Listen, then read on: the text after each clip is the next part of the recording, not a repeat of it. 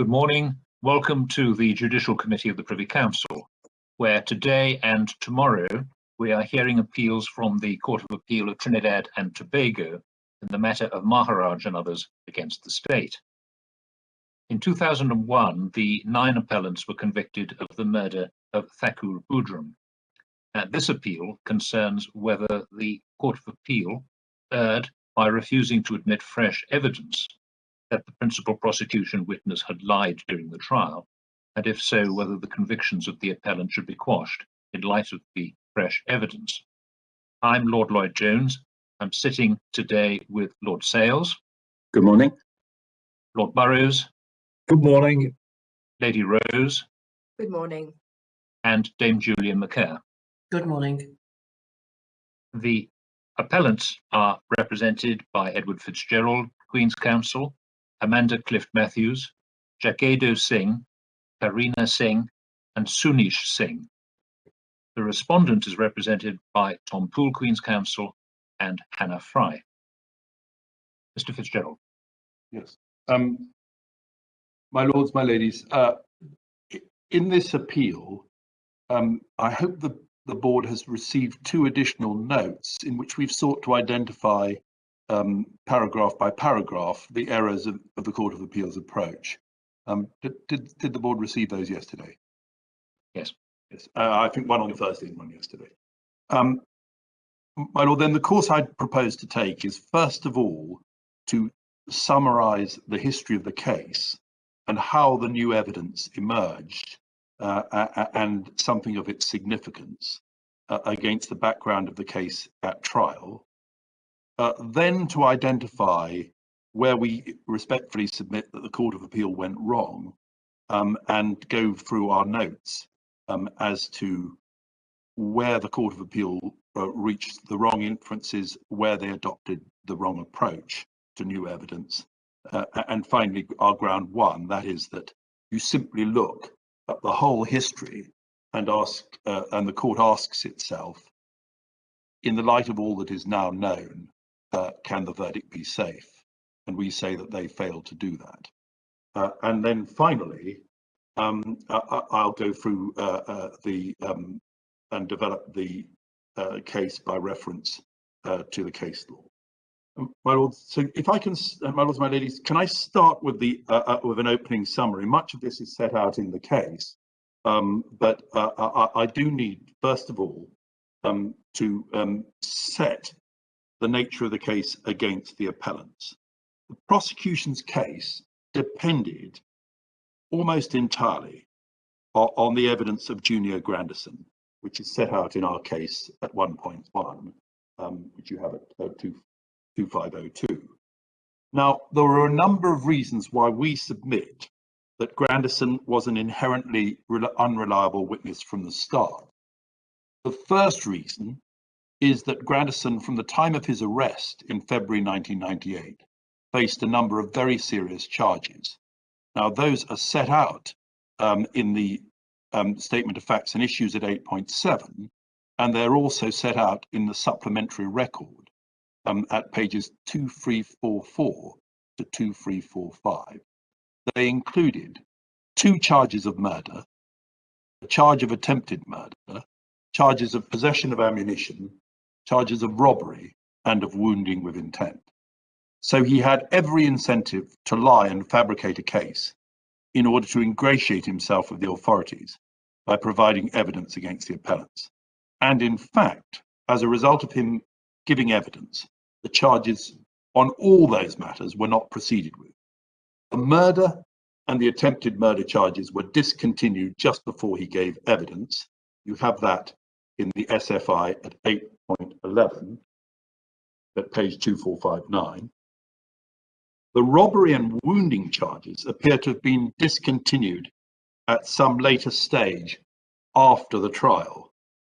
The judge, in his summing up, and I can take you to that, recognised that Grandison might have his own interest to serve as he still had matters pending. Can I take you to page 586 in the record, where the judge recognises, he sets out the fact at the top of page 586 that he was the most wanted man in Trinidad and Tobago, and that in February 1998 he'd been arrested for 2 murders, the murder of Pigeon and the murder of a person called Walter Regist.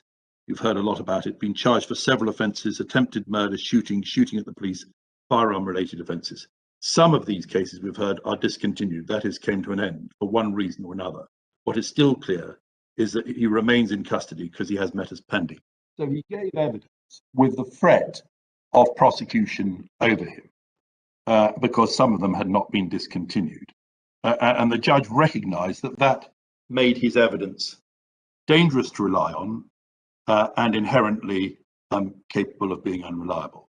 The second reason was that he was an accomplice, and the judge refers to that at page 587, and the fact that as an accomplice he might well have reasons to lie.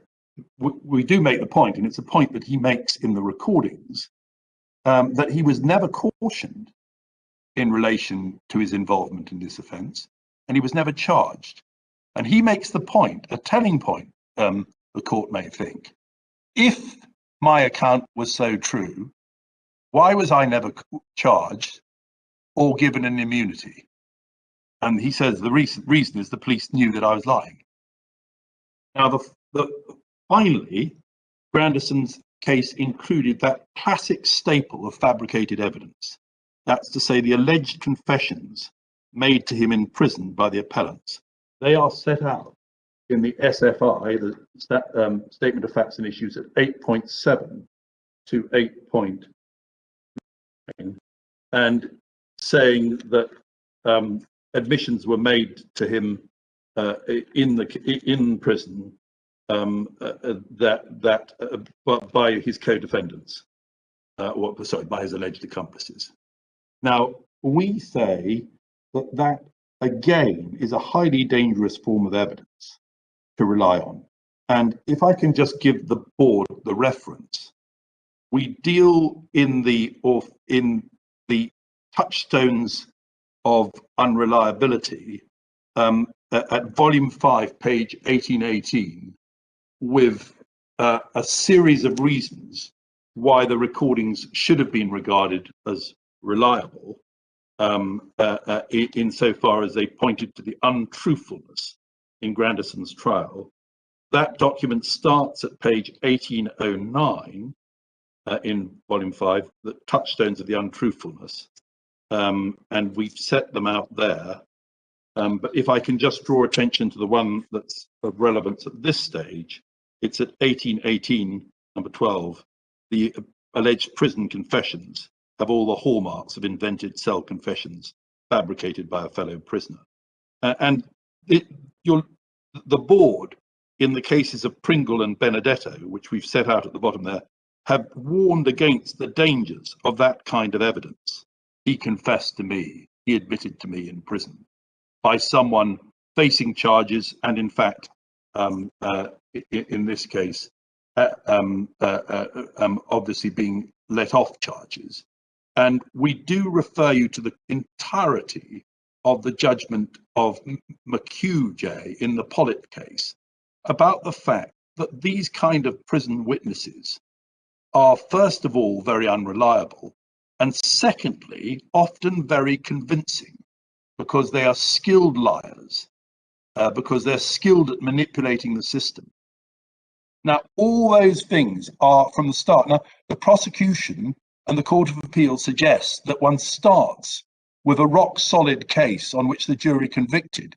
In fact, what we start with is a wholly unreliable case on which the jury convicted, but which had all the hallmarks of unreliability, facing charges which were discontinued, an accomplice, giving evidence of confessions. And moreover, and we make this point, the evidence was suspect from the very start. The judge gave the warning, but he wasn't in a position to direct the jury that he was in fact guilty of the murder and the attempted murder, the murder of Pigeon and the attempted murder of the chief witness in the Pigeon case.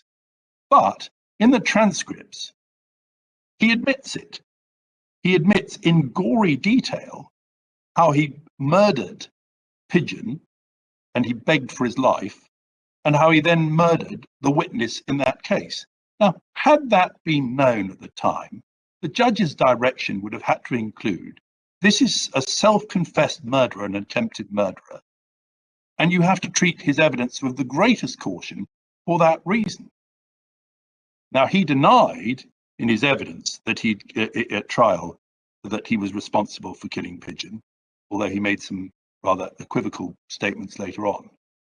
But just imagine the impact if the prosecution had to admit right at the start, this man is guilty of the cold-blooded murder of Pigeon and guilty of the cold-blooded attempted murder of the chief witness in that case. That's the kind of person you're dealing with. And we know that now from the transcripts. There's been no attempt really to suggest that that part of the transcripts is not true, where he makes that admission, and I'll take you to it. Now, what about the circumstances in which Grandison came forward? Those are set out in our case at 5.1 to 5.3. And we make the point at 5.2 that Grandison came forward 7 months after the offence, when Nigel Rajkumar, who was the original witness on whom the prosecution depended, had already been discredited. You've got SFI 7.3, page 2456, that the prosecution abandoned reliance on Rajkumar. So first of all, the case was this group of appellants committed the offence, and Rajkumar was relied on by the prosecution at the preliminary inquiry. And Rajkumar said that the person responsible for killing the victim was Tommy Ramaya. That's to say, Damien Ramaya. Then the prosecution abandoned that whole theory, and they rely instead of Rajkumar on Grandison, who comes forward at that point. And the case becomes that Junior Philip murdered Thakur Boodram without anybody else present at the time of the appellants, that he killed them, and that's based on Amoroso's evidence. And Grandison comes forward with his evidence. Now, Grandison came forward in July, that's when he made his first statement. July of 1998. So he comes forward with every incentive, because he's facing these charges of murder, attempted murder, and other offences, to lie and to inculpate others. And lo and behold, all those charges go away, although we now know that he was in fact guilty of the murder and the attempted murder. And he says in his transcripts, and we've set this out at 5.3, he later explained in the course of the recorded conversations with Michael Maharaj that the reason he wasn't offered immunity or charge was the police knew that his evidence was false. That's page 1066. He says, if my evidence was so ting, i.e. true, why didn't they charge me? Why didn't they give me an immunity? And he then says, and then he and Grandison say, because it was lies. At the preliminary inquiry, Rajkumar was still the state's preferred witness, but he was eventually dropped as a witness and replaced by Grandison and Amoroso. So we've got the fact that he comes forward, although we don't really have great details about the circumstances in which he came forward. In an English case such as Hickey, you'd have every single action and message detailing how it was that he came forward, how it was that they got this evidence from him. Then his account was, oh yes, I just make this one further point. Rajkumar alleged that Damien Ramaya shot Boodram. And to fit in with that, Grandison in his first statement, that's to say the statement which you can find in the record at pages 47 to 48, said that Damien Ramaya had confessed to shooting Boodram in the head. Now that obviously fitted in with the Raj Kumar account. He later left this allegation out of his account after Raj Kumar was dropped as a witness and after it became clear that the prosecution case was that Junior Philip did the killings. So his first statement has this dramatic claim that Damien Ramaya confessed to shooting Boodram in his head. That drops out of his evidence. And when he's cross-examined, why did you make this allegation? He says, well, Damien Ramaya, I don't remember that. And then, well, Damien Ramaya must have been boasting. Totally unconvincing. Now, his account shifted, and we've set out in the case at 5.4 to 5.10, the way in which his account shifted. And if I can just summarize them. First of all, he got the week wrong, and that's at 5.5.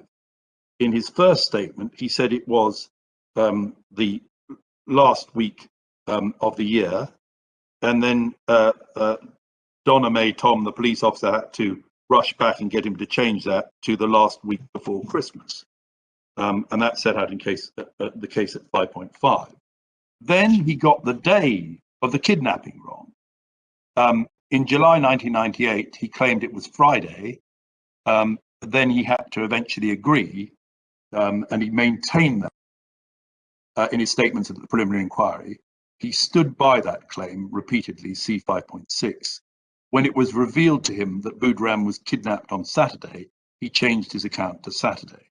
The third point, the Jaikaran point, he claimed and maintained for a long period in successive hearings that the original meeting where the kidnap was plotted was in July 1997, and that Damien Ramaya, Mark Jaikaran and Sherlyn Cork were all there. Then it was proved that in fact Jaikaran was in prison until the afternoon of the 31st of July and couldn't have been at an alleged meeting in July 1997. And then of course he changed, well, maybe it was August. So all these are touchstones of his unreliability. I've got the further point at 5.9. Most importantly, his firm evidence at the start of the proceedings was that Damien Ramaya had shot Boodram, and in keeping, in Grandison's first statement, he says Damien Ramaya confessed to him that he shot Boodram and described in graphic that when he shot him, Boodram's face beat up like a chicken. So this is the evidence that the board warned against, this kind of evidence, the confession against. This is the evidence that in Pollitt and in Vetrovec and the cases in Australia and Canada is recognised to be dangerous. And it was a lie, clearly, because it drops out of his evidence. And he was clearly tailoring it to fit in with Raj Kumar's case. Then we make the point that he was reluctant to give evidence and he feigned sickness at the start of the hearing. This is set out at 5.10. He was called to give evidence on the 27th of June, but then he said he was too sick to give evidence because he'd had a shower and got a headache. It was plainly a ludicrous excuse. And he, in his statutory declaration, at paragraph 6 at page 918, he admits this was a lie. Well, again, if the judge had been able to say to the jury, he's lied to this court in this very hearing, that would have made a difference. And he made a similar admission in the recorded conversations that he was reluctant to give evidence and feigned sickness. That's at page 1048 of the transcript of the 31st of May. And in that transcript, perhaps I could just take you to that volume 3. This is one of the transcripts of the recorded conversations. But at 1048 in the bundle, he talks about at the top page, it has 64 at the top, 1048 at the bottom. Right, but besides that, I was the first to give evidence, you know. But as they put me somewhere down the line, I was first to give evidence when the case opened. Because of my stance, yeah, I'm telling you, that's why when I come now, I say I'm sick. And he says that the reason he said he was sick was he didn't want to lie. And then they put him in a cold cell. with after he'd failed to give evidence, and they never answered that allegation that he made, both in the statutory declaration and this. And then just look at a bit. No, that's when they did take me out daytime, and I think that's when I went to court and say that jack shit. So he's admitting that his claim that he was ill was jack shit. Now, they say, the Court of Appeal says, and the prosecution say, that this is all manufactured. Does that sound manufactured? When he says, in keeping with what actually happened, what he told the court was jack shit. The answer is, in our respectful submission, it has the ring of truth. And it's entirely spontaneous from him saying that claim was jack shit. And it's just another touchstone of the fact. Now, can I just refer to the fact that in his statutory declaration, at pages 915 onwards, and in his recorded conversations, he admits that was a lie. Now, at trial, this is the next point I respectfully make, he denied killing he didn't, and this is really dealt with in some way at 2512, 511 and onward. But just to summarise, at trial he denied killing Ian George. You can see that in the statement of facts and issues at 8.10, page 2459. He said, when asked he was a murderer, he said no, and that this answer was true as all his other evidence.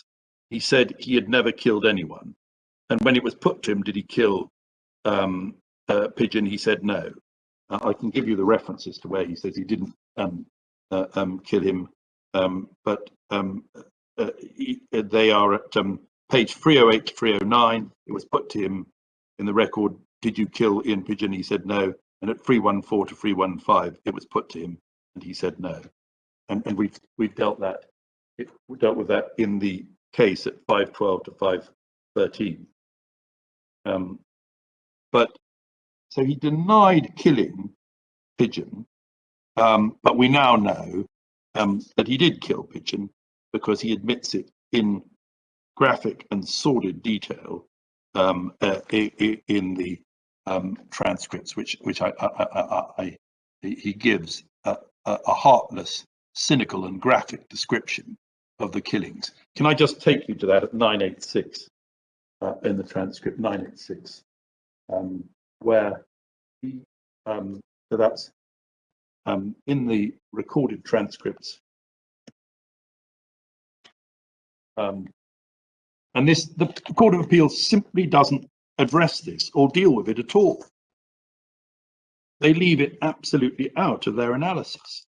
But at page 985 to 986, we have him talking about, he talks about his personal vendetta against Tommy, because it's supposed to be because he didn't pay him for killing Pigeon. But in fact, when he gives his account, he says that he came across Pigeon and killed him, as it were, by chance. But if you look at page 986,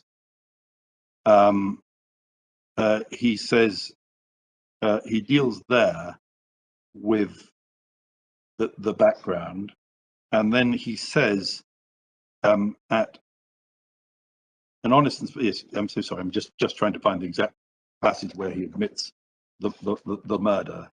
Yes, I know exactly what take place. I'm going to start. I give my statement, I give evidence, and then he says, "I'm so sorry. Can I just get the exact passage where he admits?" It's in the third of the. Yes, it's at page. I'm so sorry. Page 1012. The killing of Pigeon. If I can take you to page 1012, and Maharaj says, "I know you give me the stick in the cell, i.e. you told me in the cell, in town jail in the cell, you did give me the scene about that, nah boy. Yeah, boy. Yeah, how you stick with that, nah boy, when the man gets shot. Yeah, boy, that gun jam, you know." So that's Grandison entirely spontaneously saying that. And then Maharaj says, "When Pigeon got shot, your gun jam. Boy, I do that all kind of thing, boy, but I ain't lie. Watch me, you see Pigeon. He had belly, boy. Pigeon, a beg, you know. but I telling you, boy, pigeon a beg, boy, I telling you, boy. And then further down, no, boy, I telling you, pigeon a beg. Yeah, I shoot him straight. I hit him that one time. He got about 3, you know. Telling you, boy, Courtney, yeah, I was telling you. Then he goes on about how he shot the witness 3 times. Courtney, who's the witness in the case. Now, and he goes on at some length about this.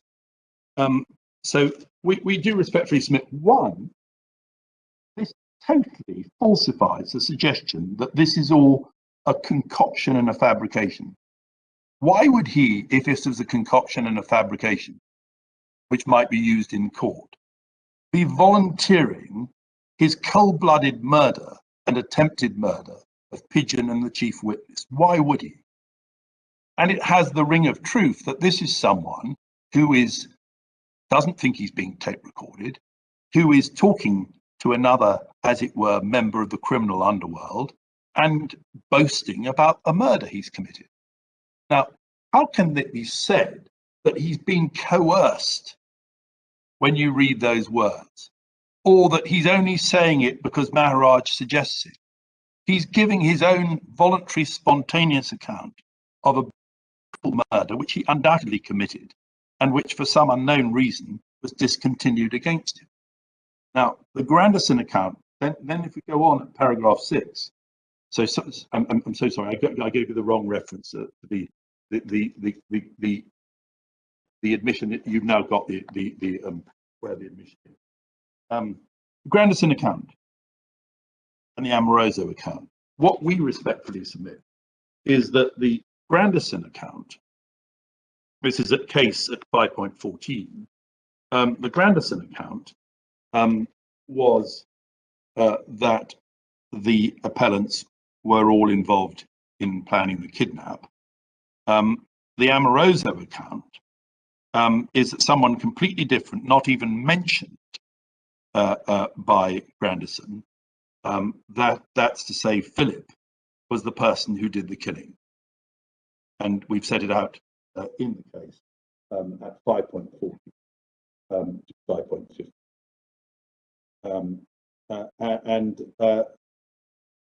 And Amoroso, I can just give you the references.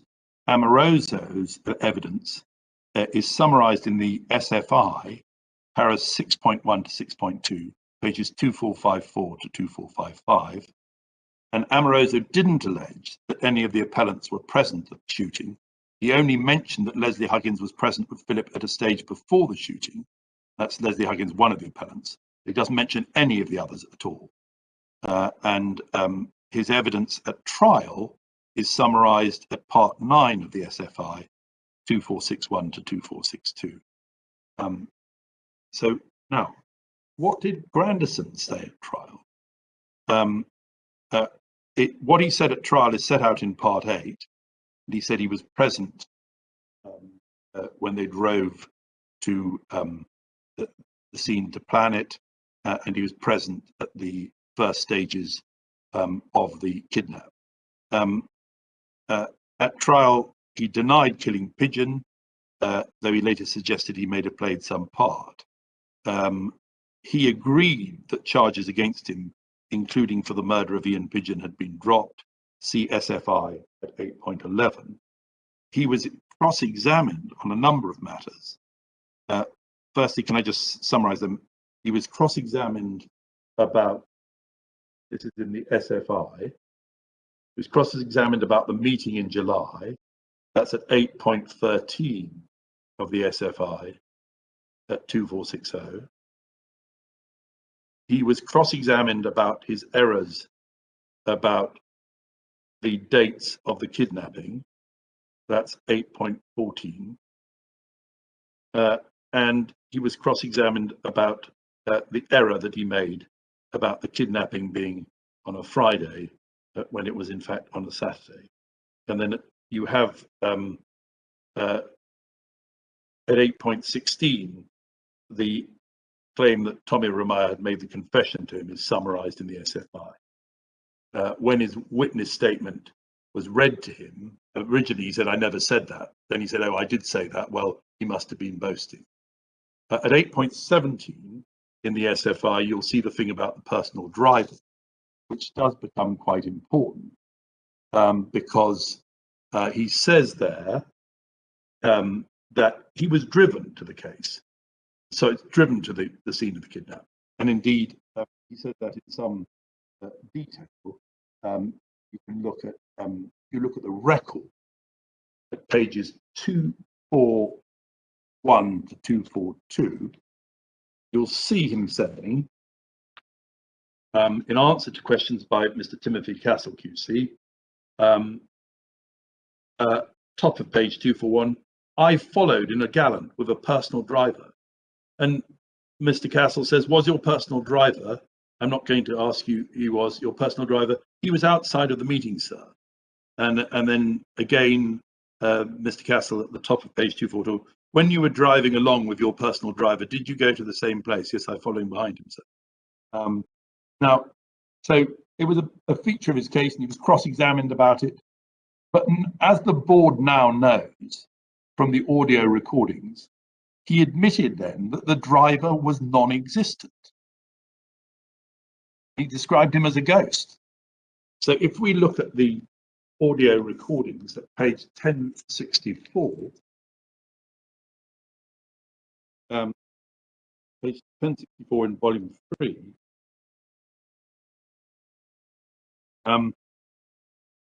Michael Maharaj says, I tell you, I go ask the lawyer about that, you know. The lawyers say, I asked the lawyer now, boy, when you say you was with your personal driver, you wasn't with none of we on the night of the kidnapping, because of course they had a complete alibi for what they put forward, an alibi account of where they were. Yeah, you remember that. You know them lawyers and them never dig up on that and find out who is the personal driver.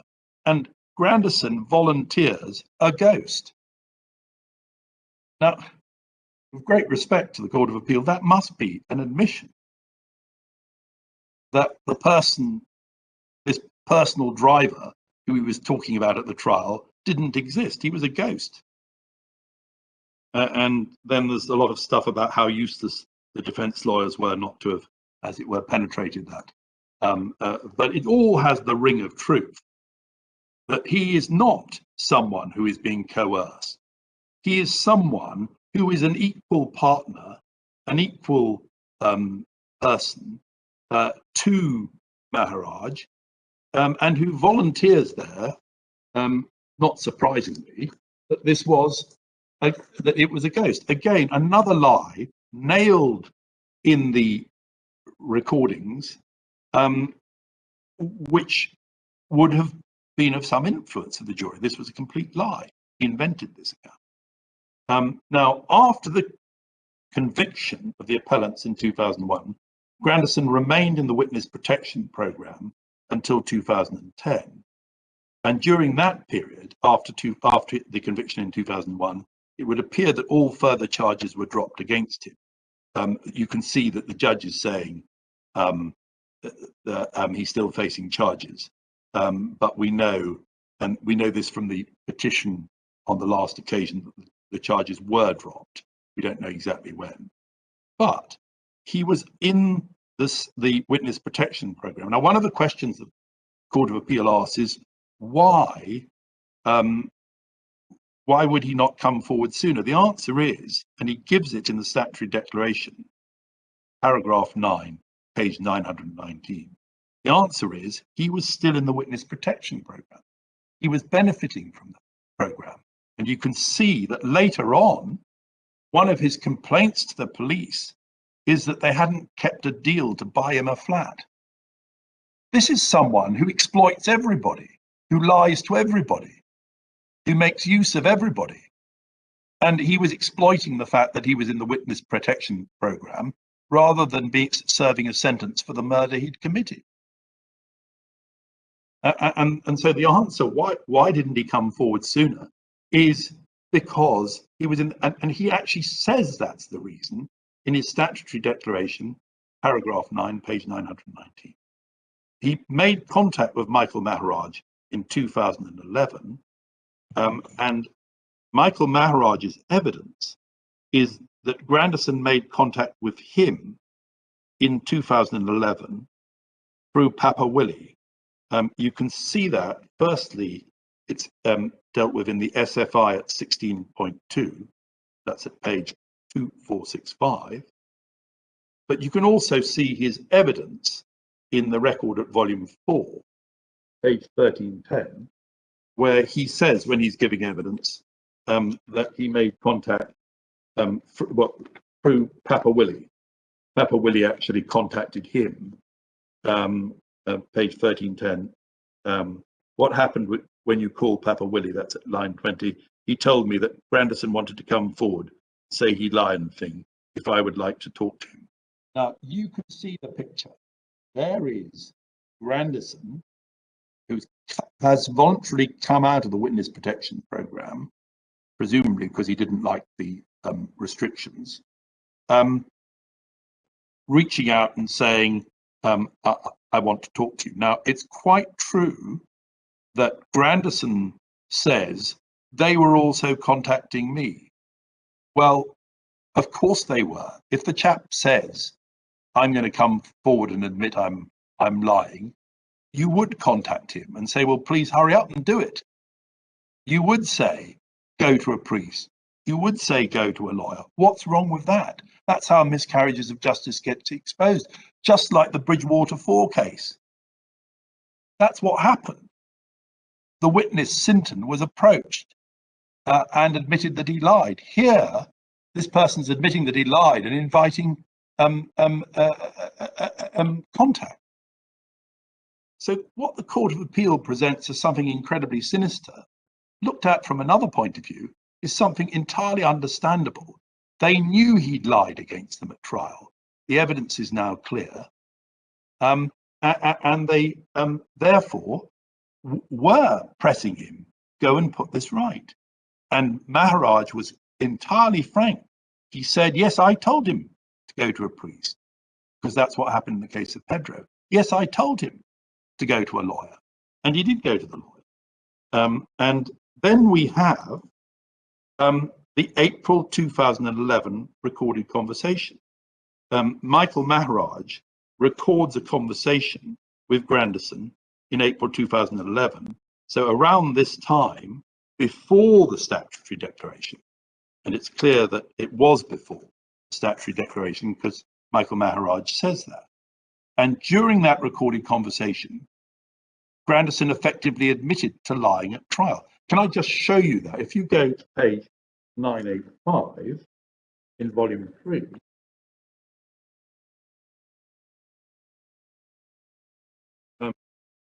this is page 985. This is April 2011, duration 16 minutes. And it starts with Grandison saying why he lied. He says, but that was just the second reason, and that appears to be the reason about Panalal Budram paying him. The first reason, that was the personal vendetta I had against Tommy and them, you know. Yeah. My girlfriend get our kick in the hole, you know, because of them not paying all they supposed to pay. Now, he says, although his account of the killing of Pigeon is that he just came across him outside court and killed him, it is that they owed him for that. My girlfriend ended up getting king, all kind of thing. Now, in his deranged or irrational mind, the fact that they didn't give him money was the reason why he wasn't able to make away, and that was the reason why he was still around meeting with his girlfriend who got shot by the police. Now, the Court of Appeal say we don't understand that. Well, that's because you don't understand, with great respect, the irrationality of this person. But he goes on about 20 times about the personal vendetta and about the fact that Tommy owed him money. And I hasten to add that it's not accepted at all that his suggestion that they owed him money because they'd asked him to kill Pigeon is true. But he certainly had a vendetta against them, and he certainly thought they owed him money. It may be that he did kill Pigeon and thought that he'd done them a favour, but that's something different. He clearly demanded money for that. If we go over to 986, Michael Maharaj says, I know exactly what taste. Them fellas and them owe you for pigeon murder and all kind of stupidness. Where your girl dead, Don and them. Them did tell you the evidence are good because he tried to give free murders. One couldn't stand up. And no, I think the case was either was going or was at about to start. And then he goes, I give the statement before I give evidence. And then we have the discussion about Don. Now, if we look at the page, can I just take you to the top of page 989? Michael Maharaj says, the passage perhaps starts, if we just, the bottom of page 988, can I just take you about 10 lines from the bottom? There's a long bit from Michael Maharaj. He says, I don't want no nothing. Look, if I want you to come and lie. Yeah. And Grandison says, yeah, and that ain't necessary. I don't, it's not necessary for me to lie because I'd be telling the truth. That ain't necessary, you understand, because you a man, you'd have men come in court and help people and lie for them. Thing, and they end up today, they casing that thing now, boy. Yeah, exactly. I don't want no lies at all, says Michael Maharaj. I don't want no lies from you at all. I don't want no lies. I does be telling you, and he goes on. And then at the end of that, he says, Grandison says, wham to you, boy. I agree. No, I just want you something, no, boy, you know them, sometime with them thing, you know, you had to come and handle that and talk the truth and flicking mash up the state there, boy. Yes. So he's asked him about 6 times to tell the truth. And he said, yes, you understand, yeah, they real fight, we down, you know. Yeah, you know, I mean, on top of that, above all that, you know, Armin is the right thing to do, you know. Yes, and clear my conscience too, and all that. You check what I'm saying? Yeah, I can't tote that no more, brother. I can't tote that again, boy. Yeah, and watch, no, 3 years to carry. No, I'm not toting that, man. Now, he goes on with that, but it's quite clear over the page. I was struggling with that, you know, just because, you know, I mean, just studying the police and them. What he's saying there is, I wouldn't have to lie. It wouldn't be necessary. I'd be telling the truth. And it's on my conscience that I lied against you. And he says that repeatedly. There's a later passage where he says it's interfering with his religious ministry. It's preying on his mind that he's lied. Now, imagine a jury hearing that. They would clearly at least have reasonable doubt as to whether the version that he gave to them at trial was true. And the test that was formulated by Jeremy Roberts QC for the prosecution in Hickey, does all that has been said and done since the trial call into question the stability and reliability of the evidence at trial? Does it call into question the stability and reliability of the evidence at trial? And the Court of Appeal in Hickey concluded it didn't in the case of the witness Sinton. And of course, it was a notorious miscarriage of justice eventually put right in Hickey number 2. But that's what happened. And so we say that if you put that in, that this isn't evidence of him being pressured, coerced, unduly influenced. It's evidence of him voluntarily, spontaneously, in his own language, saying, no, I mean, it's the right thing to do, clear my conscience, I can't tote it, more years to carry, not toting that. And it's not the only time he says words to that effect. I can give you all the others. So that's the background. So that's the background against which, understandably, Michael Maharaj, as he admitted, said, go and confess to a priest and a lawyer. That's what they did in the case of Pedro, and the case, and it put it right. And so, so what I make the next point is that Michael Maharaj then gave evidence, and this is at volume 4, page 1311, that he asked Grandison to go and confess to a priest and then to a lawyer. So he gives that evidence at volume 4, page 1311. And then Father Ventor confirmed that Grandison made an admission to him that he had lied at trial about a murder and that someone else was paying for it. That's at in the record at pages 1457 to 1458. And it's in the SFI at page 2479. Now then, he goes to Gerald Ramdeen, the lawyer. And Gerald Ramdeen, in his affidavit, said that Grandison dictated the contents of the statutory declaration to him. That's at page 1175. He dictated the contents of the statutory declaration to him. And when he was questioned in his oral evidence, Gerald Ramdeen said, and I give you the reference, volume 4, page 1304, lines 13 following, I took the instructions as I got them and prepared the statutory declaration in accordance. i.e., this man came to me and told me that he'd lied and why he'd lied, and I wrote it down.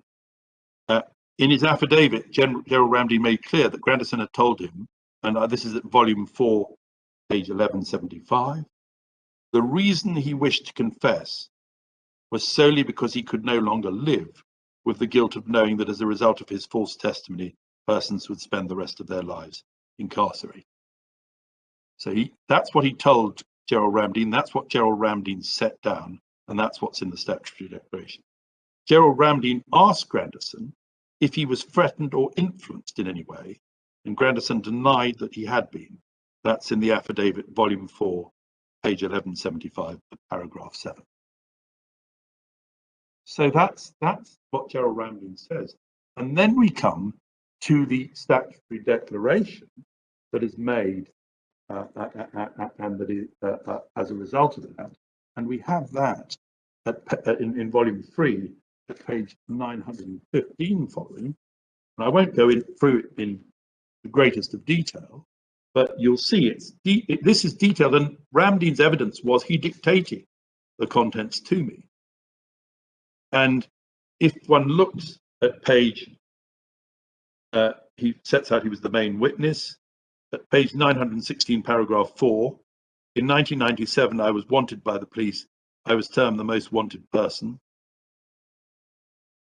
In about February, my girlfriend, Kathy, was also known as Marissa, was executed. Now, that's his language. That's his obsession.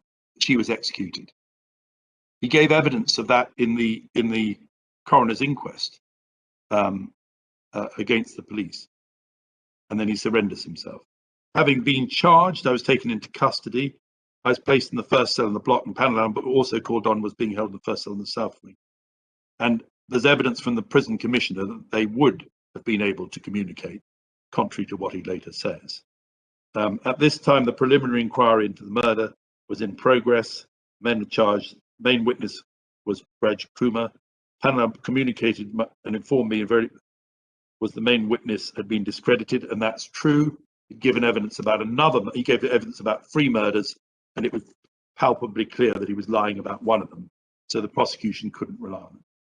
Panelal Budram told me that he had a way we could help each other, said to me he knew of my history with some of the men. So this is the grudge with Damien Ramaya, and he knew of how they tried to outsmart me in the past.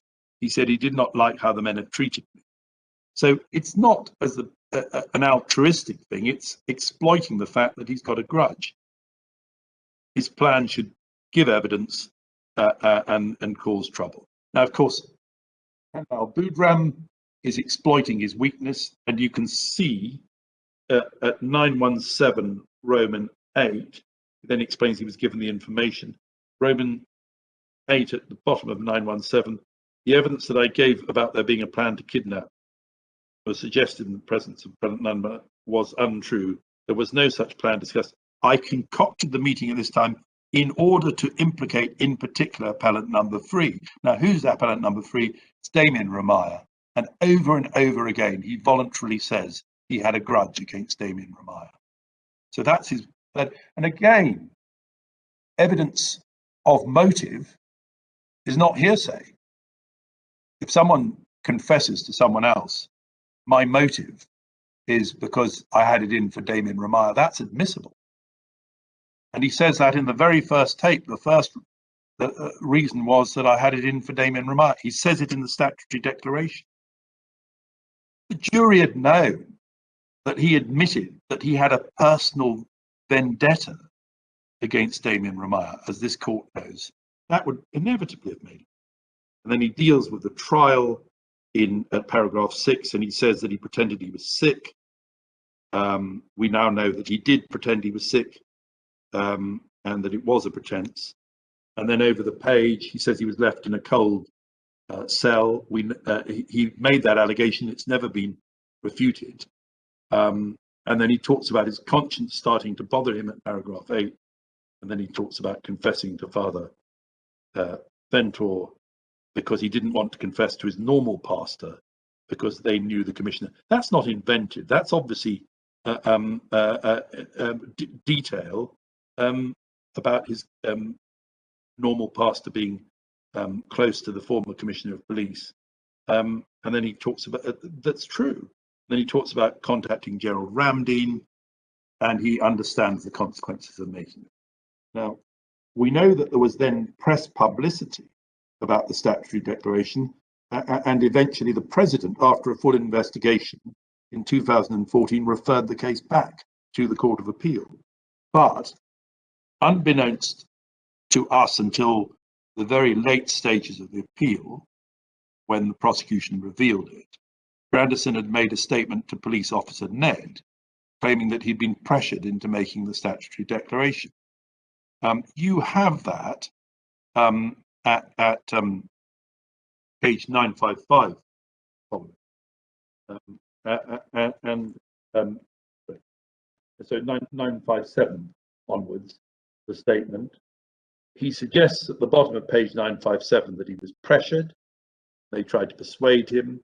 Again, his vendetta against Damien Ramaya, he says, well, he didn't threaten me in words at the top of page 958, but his tone was threatening. And then we have they conveniently lost the phone and lost the recording, but there are some messages which are set at page 958 about contact the priest, tell the priest. Well, again, it's not that sinister that you tell the priest, you say, go and tell the priest you lied. Put this right. And then there's a bit, and he goes on to talk about going first to Gregory Delzin and then to Mr. Ramdeen. And he puts some messages at the bottom, which he says he's received from Tommy and them, which say, stay strong and make sure and lie low and be safe. The lawyers will try their best to deal with it as soon. God is the boss, bless. Well, that's hardly threatening and coercive. God is the boss, bless. Now, after that, we know that 2 years later, because there was a petition to the Gerald, I think Lady Rose has a question. I'm so sorry, my lady, yes. Yes. This in the this statement that we're looking at 958. Yes. This is, he's asking or suggesting that they investigate these phone numbers, which he says will disclose that there were long conversations, which are the conversations in which he says this instructions to him about what to do and what to say were given. You said a moment ago they conveniently lost the phone and lost the recordings. I'm not quite sure who means by they, that submission. But perhaps you could clarify whether anything was actually done to follow up on this suggestion that Mr. Grandison was making, and what happened about that. Well, my lady, I'll do my best. But when this statement was revealed, we asked for the phone, and we were told that the phone had been lost in police custody. And that's all there is. That we asked for the phone. They said that they had the phone, but it had been lost. So that's the situation, my lady. Right. So as far as you're aware, you've not been told that there was any follow-up following this, after this statement to Mr. Ned about to show timings of conversations between these various numbers. No, my lady, I will check that, but There's only Officer Frederick did an investigation later in 2013, which is at page 953. He was asked to do an investigation. It didn't include the phones. I'm very grateful. So that's at page 953. And he did an investigation. That's at page 953. And my lady, what then happens is Frederick, presumably because the president's asked for an investigation, conducts an investigation. And he then interviews Grandison, who has now changed his name to Jeremiah Trimmingham. Where's the statement? And he gives a statement to Frederick. Oh yes, here it is at page 922, or at least Frederick says he prepared a statement, which you've got at 922 to 924, and this is in 2013, where he, as it were, says his evidence was. I don't want to take you out of your course, Mr. Fitzgerald. I was just really asking about whether there had been anything done about these phone numbers. Yes, I think my learned friend is putting his hand up, so I cede the floor, as it were. My lady, just very briefly, in answer to your question, John Frederick's second affidavit, which you find at 953, sets out his efforts to establish the authenticity of the texts, and it's the relevant passages are at 955. And the short point is that he made inquiries with Digicel, and he was told that they don't store content of text messages, but they're the inquiries that he carried out. I'm very grateful to my lady. So in the end, my lady, the answer is inconclusive, and the phone has been lost. But can I just take the court to this? He makes this statement in 2013, and it's clear that he was using the giving of this statement as a sort of bargaining chip to get better terms out of the state. And you can see at page 924, signed by Frederick, I hereby certify, having received this statement from Jeremiah Isaiah Trimmingham, the anti-corruption investigator, I read it over to him. He said it is true and correct, but refused to sign. He said because of the failure of the state to provide him with what they promised. So, if I can put it this way, at the very least, his whole behavior shows that he is someone who is up for hire. And the person who offers him the best terms will get a statement out of him. He clearly, and we have to accept it, at this point appears to have been playing both sides. Luckily, the court doesn't, as the Court of Appeal seemed to think, have to decide which is true. It merely has to decide whether this evidence, the evidence that we put forward, should be admitted, and whether, if admitted, it casts doubt on the safeness of the conviction. We say that the evidence of the statutory declaration, of the admissions to Father Ventor and to Mr. Ramdeen, but then moreover, the admissions in the recorded conversations are evidence that's capable of belief.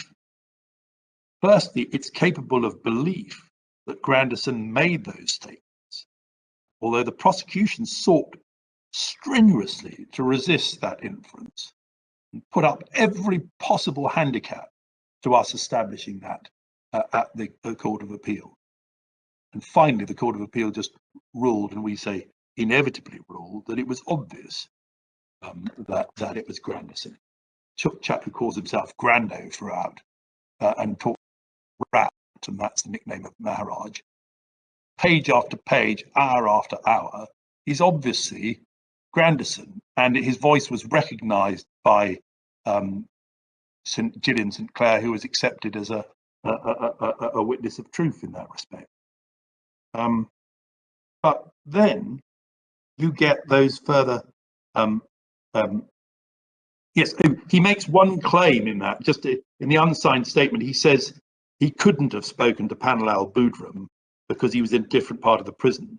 But that claim is contradicted by the statement of the Commissioner of Prisons of the 30th of August, which was obviously commissioned by the President, although it was never disclosed to us until the very end of the appeal, in which he states that Grandison would have been able to communicate because prisoners have unconventional ways to get messages to each other. That's volume 3, page 950. So now, the further recorded conversations, Michael Maharaj accepted that contact was made with Grandison in 2017 through Gillian St. Clair. Her affidavit you have at page 1182 following, and her evidence is in the record at page 1274. And she stated, this from 1274 onwards, that in March or April 2017, she relayed a message from Michael Maharaj to Grandison, asking if Grandison would be willing to speak to Michael Maharaj. Now, just to get where we were, the appeal was coming up, I think, in September. And so this is 6 months or so before the appeal. And obviously, having had the statutory declaration and it being the intention of the appellants to call Grandison, they wanted to know whether Grandison was going to give evidence. She messaged Grandison and asked if he would accept Michael Maharaj's number. Grandison agreed and said he would call Michael Maharaj on a different number. Now that's her evidence, and her evidence was accepted as true. Her evidence, and this is at the record at pages 1285 to 1286 in volume 4, it is that he agreed. That's to say, Grandison agreed to the contact. She says, we talk. Did you keep in touch? She spoke to Michael Maharaj, and she gives the dates. And then she goes on to say that she passed the message on. And Michael, how did you talk to Junior Grandison? That's at page 1286, line 12. And call who? Michael Maharaj. Now, did you talk to Junior Grandison? Yes, he spoke with me. WhatsApp me. He told me he had spoken to Michael Maharaj. Dates I don't know. So it's perfectly clear there was nothing sinister about it. He said he'd spoken to him. And it was perfectly voluntary. And when cross-examined, she said, yes, I passed on the message. Not I threatened him or he was threatened, but I passed on the message. And then we have 18 recorded conversations. Now, can I just, before we break, take the board to what we have some. I can't obviously go through the whole of those transcripts, my lord, my lady. I hope that you've had an opportunity to read the summary and hopefully to hear some of them, because we say, if you listen to that, it's not coercion.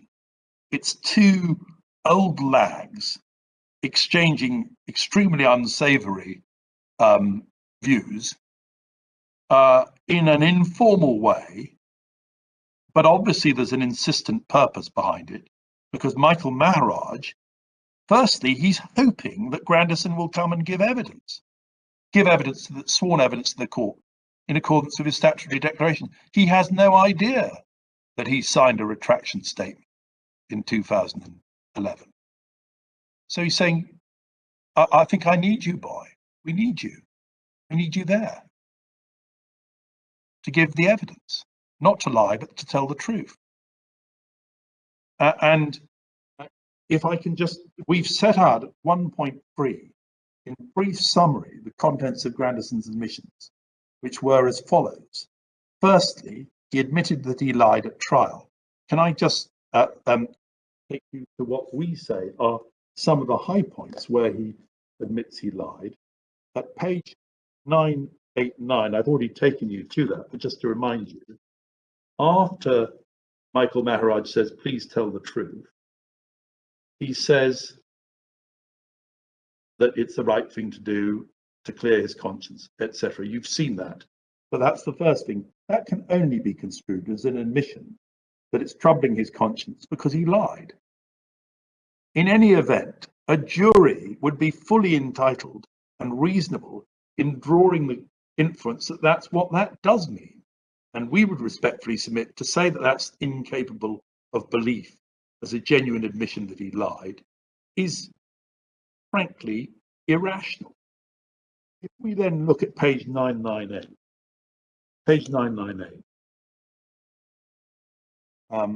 we have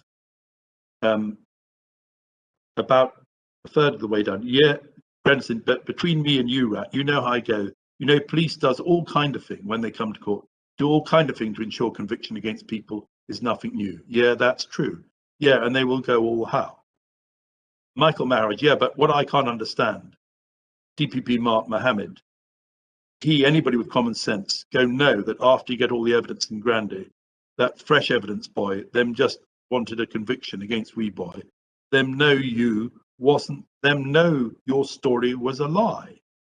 And he says, watch me. The thing about it, them, Alio, real bad, you know that from, and then going a bit down, Rat, that's how it go, you know, how the game go. And watch me, between me and you, let me be real. I play game, you play game too. I.e., not in this case, but in other games, you would play games. I play games. Yeah. What does he mean by I play games? But that I playing game because I was lying. Yeah. And then Grandison goes in and put people inside and thing. All of you know that too. I.e., I play games and put people inside. You understand? So them does play game too, Rat. Everybody does play game. In other words, who cares whether one tells the truth or not? It's all a game. Yes, I lied, but big deal. You can't really read it any other way than that that's an admission that he lied and that lying is okay. Then if we look at 1002, this is the bit that we say that the Court of Appeal irrationally interpreted. Page 1002. He says, because even in my evidence, it wasn't 100% lie. For example, I knowing so-and-so with the person and what I do to Tommy and them and you and understand what I saying that was truth. Now, in other words, what I did say about Tommy was the truth. And he tried to slip in that if he did kill Pigeon, which he denied, it would have been at Tommy's request. He said that at trial. What are you talking about? I'm talking about what I do with Pigeon. Remember, I say that with the case, you know. And it's true that he does say in the course of the trial, if I were to tell you what happened with Pigeon, it wouldn't help Damien Ramaya. So it's quite clear that what he's saying is there was a bit of it which wasn't a lie, which was the bit about Damien Ramaya's involvement in Pigeon, but that's got nothing to do with this case. But the rest of it was lies. And he says, and then Michael Marriott, that part was true. What you and with Pigeon for Tommy, that's nothing to do with this case. That's another case. And then Grandison says, look, in every case, Rat, you don't ever get 100% truth. You know that too. Then police just come and change their evidence and go, yeah, you understand, you know that too. And watch me, even let me be real and fair. Even we boy, when we have a case, we go to defend ourselves, we does lie. Well, yeah, you know, you're right. Now, the 2 points. The Court of Appeal, wholly irrational, say that that's a statement that his evidence at trial was true. We make the respectful point that if you say my evidence wasn't 100% lie, you are saying that most of it was lies. She then identifies the bit of it that wasn't a lie, which has got nothing to do with this case. And therefore the rest of it was lies. That has to be the interpretation. And for the Court of Appeal to say that this was him saying that what I said at trial was true is, frankly, and with great respect, perverse. Look at 1002. That's 1002. Look at 1034 to 1035. 1034. This is the 27th of May. Duration 4.14. And he says at the start, yeah, I want you to be honest with me. Do you all really need me in that appeal? Or the lawyer could handle it on his own? I don't know, but I believe we need you, boy. So this is, months, it's about 5 months before the hearing.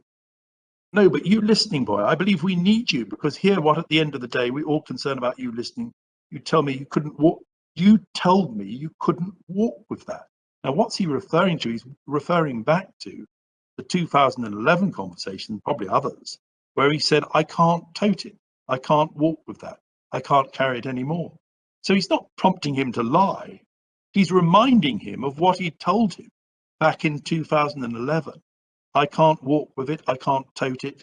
It's too much of a burden. And what does Grandison says? He says, yeah, I think so. Yeah, boy, that damn thing like a burden. Now, what's the damn thing that's like a burden? That he told the truth or that he lied? It must be open to the irresistible inference that what is a burden is the thing that he couldn't tote back in April 2011, that damn thing like a burden. Another admission that he's lying, or that he lied. Now, the Court of Appeal analyse that and say he's being led, but they leave out the next bit. And he says, Michael Maharaj says, how do you feel, boy? Supposing we going and get hanged, and they nearly were hanged on this evidence. The evidence nearly led to them 9 people being hanged on Grandison's evidence. What would have happened, boy? What would you do? Tell me now. And what does Grandison says? Not, I wasn't telling a lie. No, let me tell you something now. I go answer that. And I just saying this off of my old way of thinking here, not how I feel presently, i.e. I'm now saved and a good boy, but then, no, just now, hear how I go answer that, i.e. how I answer that you were about to get me hanged, based upon how I used to think before, and not how I'm thinking now. It would be as simple as pointing a gun at somebody and pulling the trigger, and all of we dead. It ain't no different. And Maharaj says, no, I'm talking about if we did go and hang. And then Grandison says, well, that's what I'm telling you. That is the same like pointing a gun at somebody and pulling the trigger and killing him. You were saved already, he says. Yeah, well, yeah, I'm answering it from how I was before. And then he goes on to say, because he's now become a minister, and we had evidence of that from Sean Paris, but how I is now, I couldn't deal with what I'm telling you. Watch me, I'm telling you something, rat, that paralyzed me. What paralyzes him? Telling the truth or telling a lie? Obviously telling a lie. I'm talking about paralyzing my ministry, because you seeing all right, when you're going and talking to people about God, how you could talk to people about God and hanging this over your head. So it's obviously that he's saying, I know I lied, it's been hanging over me, it's been paralyzing me, I can't tote it, I can't bear it, all those things. And then over the page, all right, it's like you going to minister to people and tell people about God, God this and God that, but yet you have this hanging over your head. What's hanging over his head? Obviously, the fact that he's lied and nearly got people hanged. Yeah, that needs to clear up. You understand what I mean? Yeah, it's like a kind of hypocrisy. Those are his words. There's absolutely no question of him being coerced, unduly influenced, words being put into his mouth. They're his words, and they are telling touchstones of the reliability. In any event, what would a jury have made if they had this? They would have said, we can't rely on this person. And then if we go on from there, the 1064, you've got the ghost driver. I think I took you, my lord, to that 1064, the ghost. Duration, that's the 10th of June tape. I tell you, go ask the lawyer about personal driver, a ghost. Now he goes on in that same tape at page 1076. Talks about can I just take you to the top page 10? Let me ask you a question, right? if my evidence was so ting, how come they never charge me? How come they never what? Charge me. And then Maharaj cottons on, or give you an immunity. Yeah, how come? Because they know it wasn't. Now, again, my lords and my ladies, what? It wasn't what? It wasn't true. There's only one possible interpretation. And yet, the Court of Appeal repeatedly say that there's nothing in these which amounts to an admission. That really is, in our respectful submission, straining credulity to reach that conclusion. And What's that last reference again, Mr. Fitzgerald, please? Sorry, my lord? The last page reference again, please? 1066, my lord. 1066, thank you. 1066 and all that. Let me ask you a question, right? If my evidence was so ting, how come they never charged me? Thank you. Sorry, my lord. And the last words, yeah, how come? Because they know it wasn't. I'm saying it must, you have to supply the word true there. It's obvious, but that's what he's saying. And in any event, imagine the field day that the defence would have had if they'd had that admission.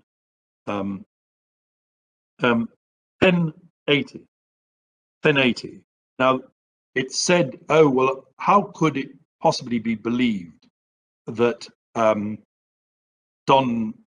Palalal, that's Mr. Boodram's brother, would incite him to lie?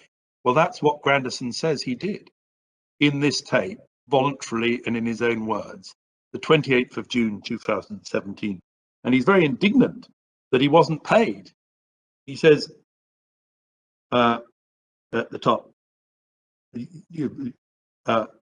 thank God, partner, that's what done could be redone. Understand what I'm saying? Or undo then. In other words, I can undo the wrong I've done. I'm real worried, you know, by showing you, partner, just as you staying inside there 10 years, this bothers me for 20 years, understand, I'm telling you. Why does it bother him? Because they're innocent.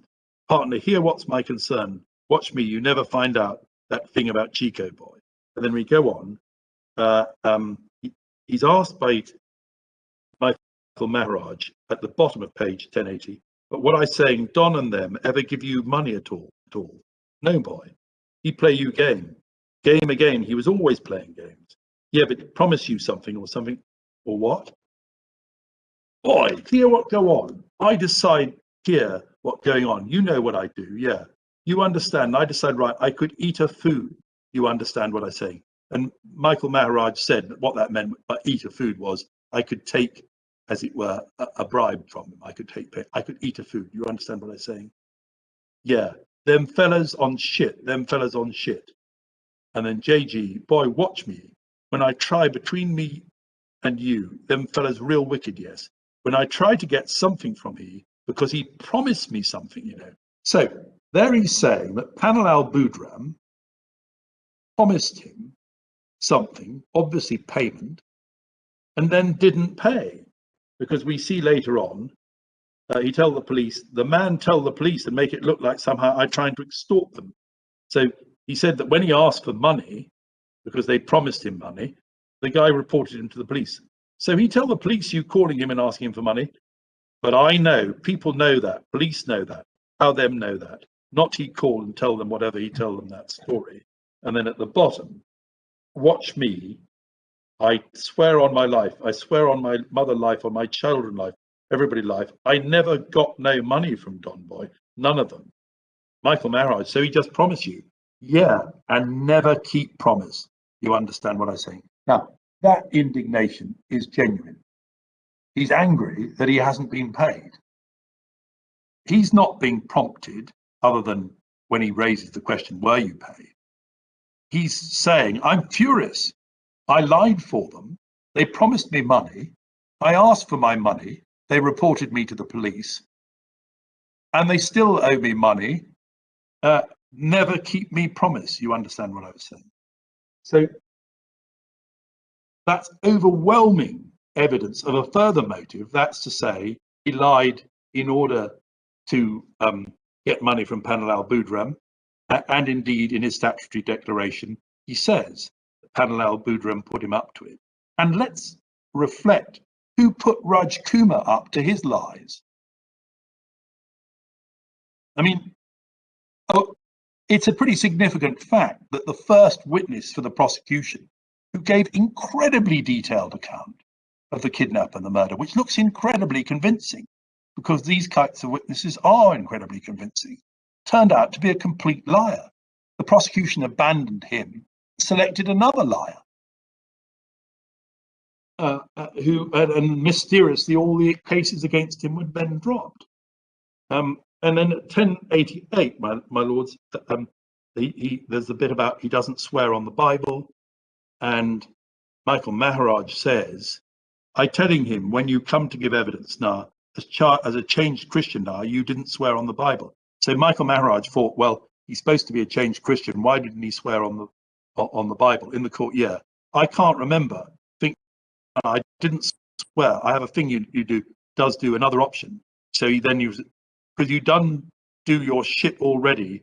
So he says, I've done my shit already. You done lie already. Now, Michael Maharaj was asked to interpret that, and he said, you done lie already meant I've already lied. He's already lied in his evidence, in his original statement. He's already lied in the PI. He doesn't want to take an oath because he's done lie already. I didn't hold the Bible. I take the next. Well, why didn't he hold the Bible? Because he didn't want to swear a pack of lies on the Bible. And that's the final bit, I think, my lords and my lady, before, if it would be appropriate to take a break. Could I just make one further point? That he doesn't just say he lied, he also says that when he comes to give evidence in accordance with his statement, it's going to be the truth.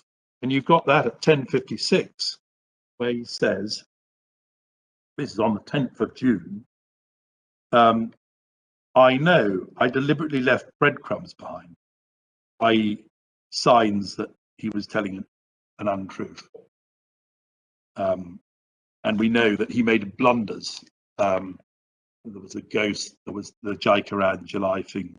So I deliberately left breadcrumbs behind, i.e. signs that I was lying. And then if you look at halfway down, I speaking in parables, but what I'm saying is this: there are things that I will mention in that court that is undisputable. They cannot dispute it, which is facts, you understand, which is facts. And yeah, and that's the whole thing, you understand. Yeah, Rat, watch me. If I come in that court, Alayo coming out tonight is as simple as that, Rat. It's not like I'm trying to change the story now to you. Understand what I'm saying? I coming with the facts and the truth, and nothing could dispute that. You understand what I'm saying? Nothing could dispute that. And he goes on more. So he's saying, when I come to give evidence on your account, it will be true. And he says the same. He then says that he agrees, but actually he volunteers that he thinks that Raj Kumar got help in concocting his story. That's at the bottom of page 1057. He says, but watch me, between you and Lee, like Moti and them help him. That Moti is one of the Boodram clan. Help him with that. And he basically says that Raj Kumar would have been too stupid to have invented it himself. He must have had help. Now, it's clear in our respectful submission that this all indicates that this is lies. But again, I do respectfully submit, it means that for the Court of Appeal to say all this shouldn't even be admitted as capable of being accepted by a jury. Capable of belief in the case of Parks has been interpreted as capable of being accepted by a jury. Lord Bingham says in the case of so Lord Bingham says in the great case on miscarriages of justice that it's to exclude rubbish or of this nonsense. Yeah, Pendleton. I'm so sorry, my Lord Melly. For a moment, I forgot the leading case. After that senior moment, could I ask for a brief break? But what I do respectfully submit is this is overwhelming evidence that this guy is unreliable at the very least. And for the Court of Appeal to say one, there's no admissions there. And two, that everything is said is the words are put into his mouth by Grandison, just flies in the face of any careful textual analysis. My lords and my lady, I'm going to try and do that textual analysis after the break. Right, we'll take 5 minutes now. Thank you, Mr. We'll take 5 minutes, Mr. Fitzgerald. Thank you very much. Mr. Fitzgerald. Yes, my lord, yes. So, my lord, in the case, we have summarised our arguments at 1.5 from page 2504. And essentially, ground one is that the whole history of inconsistent statements made by Grandison over a long period of time, including the repeated admissions in 2011 and 2000 that he was lying, rendered his trial testimony unreliable. That's applying the Hickey test of does all that is now known about the witness call into doubt the stability and reliability of his evidence. And that perhaps that can include the fact that it's difficult for the court to know which version is true. He's just made so many statements going one way and the other that you just simply say this person is demonstrated to be a wholly unreliable witness. But our second point, and this is our ground two, is that in fact the Court of Appeal, on careful analysis, isn't really asking itself whether the evidence is capable of belief, but whether on balance they themselves accept it. And we've set out at page, under the heading of ground two, at pages 2530 following, the series of passages in which they effectively appear to be deciding that their task is to determine whether what Grandison said was true. That's at 11.3, page 2531, and over the page at page 2532, taken its highest, the affidavit, the statements are still woefully short of sufficient detail to convince us of their collective plausibility. We find it difficult to accept this proposition. Telephone conversations show Grandison admitted he gave false evidence. We do think that the contents are capable of we do not think are capable of credibly demonstrating that Grandison admitted giving false evidence, nor do we accept them as supporting the truth of the statutory declaration.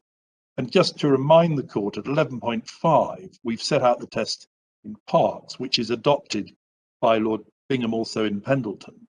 11.5 at page 2533 must be evidence which is credible evidence in the sense that it is well capable of belief. It is not for the court to decide whether it is to be believed or not, but evidence which is capable of belief. And then obviously there's a number of cases where it says it mustn't be the court trying to decide the matter for itself. And we've set out that there are a number of bits where they appear to be doing that. And in particular in relation to Gillian St. Clair, 2534, we think it more believable in, for instance, Maharaj possessed greater motivation to establish contact with Grandison and facilitated this through St. Clair. Over the page, talking about the Ned statement, where actually Ned is just recording what is said to him by Grandison, bears greater capacity for belief. Well, they're both capable of belief. The question is, say you admit it, and then you ask yourself, what light does this throw on the safeness of the conviction? And we think that Grandison's explanation that he was coerced offers a more credible explanation. And then they talk about possible fitting it into the narrative. But my lords and my ladies, we do say that they didn't approach it on the right thing. Is this evidence that you've just seen summarized, evidence that's capable of belief? And what we would submit is that this test means this. Is it capable of belief that he made admissions? That's the first thing.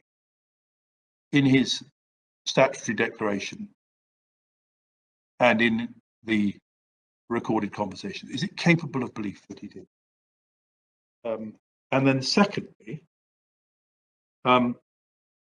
looking at the recorded conversations, is it capable of belief that the statements contained in the recorded telephone conversations were made by Grandison? Answer, yes, the Court of Appeal found that.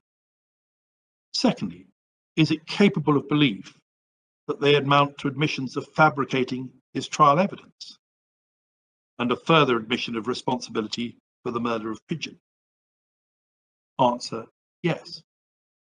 They are capable of belief they amount to admissions that he's fabricated his trial evidence. In fact, we would say it's the only reasonable interpretation. And finally,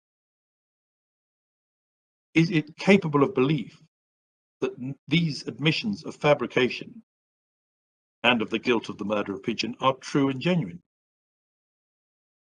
Not do you think they're true and genuine, but is it capable of belief they are? And the test which we've set out in the reply at 4.3, but also in the case at I think 13. I think you've just looked at it in the case. The case at 11.5, page 2533, is capable of belief.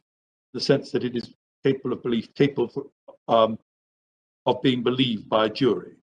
That's the test laid down in Mars. Evidence open to a jury to believe is what they say in Parks at page 3390 and 3392, tab 22. And we submit that if one goes through the Court of Appeal's reasoning, they either apply the wrong test, and there's some evidence that they did, or they reach a manifestly perverse and irrational conclusion that it is not capable of belief that these amounted to admissions of fabrication, and it's not capable of belief that those admissions were in fact genuine. A jury could well conclude, we would say would be driven to the conclusion, that these were admissions of fabrication. And then the question is, well, could they possibly be genuine? The answer is yes. His conscience is hurting him for a reason. When he talks about everything I said was jack shit, he is spontaneously admitting that he was a liar. When he says everybody lies, when he says it was as easy getting you boys hanged as pointing a trigger at someone and shooting them, that's capable of belief as a genuine admission that he was guilty. Sorry, that he was perjuring himself. And so, well, against that background, can I just take you to our analysis in the two notes? And I'll try to move relatively swift because I know that the court has it in writing. And if the court has the Court of Appeal's judgment from paragraphs 124 to 127, they accept that there was evidence to support the proposition that the voice was that of Grandison, that Maharaj had recorded conversations with him. And we say that's clear, and it was really incontestable for the reasons that they give. Forgive me, Mr. Fitzgerald, do you want us to go to the Court of Appeal at this point, or to your notes? I think perhaps if I take you to the Court of Appeal, my lord, it's page 2035, my lord. Thank you, and my lord. I'm so sorry, my lord. Yes, my Lord Burrows has a question. So the page again, 2035. 2035. So if we go from, we've just looked at 124 to 127, at 2034 to 2035, and now I'm coming on to the credibility. Sorry, my lord, Yes, thank you. Just, I don't know whether this is a convenient moment, and perhaps you'll be coming back to this later. But in relation to what you've just told us, you've given us I think, two tests, one relating to ground one, which you were deriving from, I believe, the Hickey case. Yes, my lord. And the second from the Parks case under ground two. Now, I can see the test that you're relying on in relation to ground two is set out at page 2533. Yes. It isn't actually, as set out here, what you've just glossed it as saying, but it may well be you're going to come back to us. But I can't find the Hickey case set out anywhere in your case. Where is it? Oh, my lord, Hickey is set out in relation to ground one, and it's set out at 9.4, page 2521.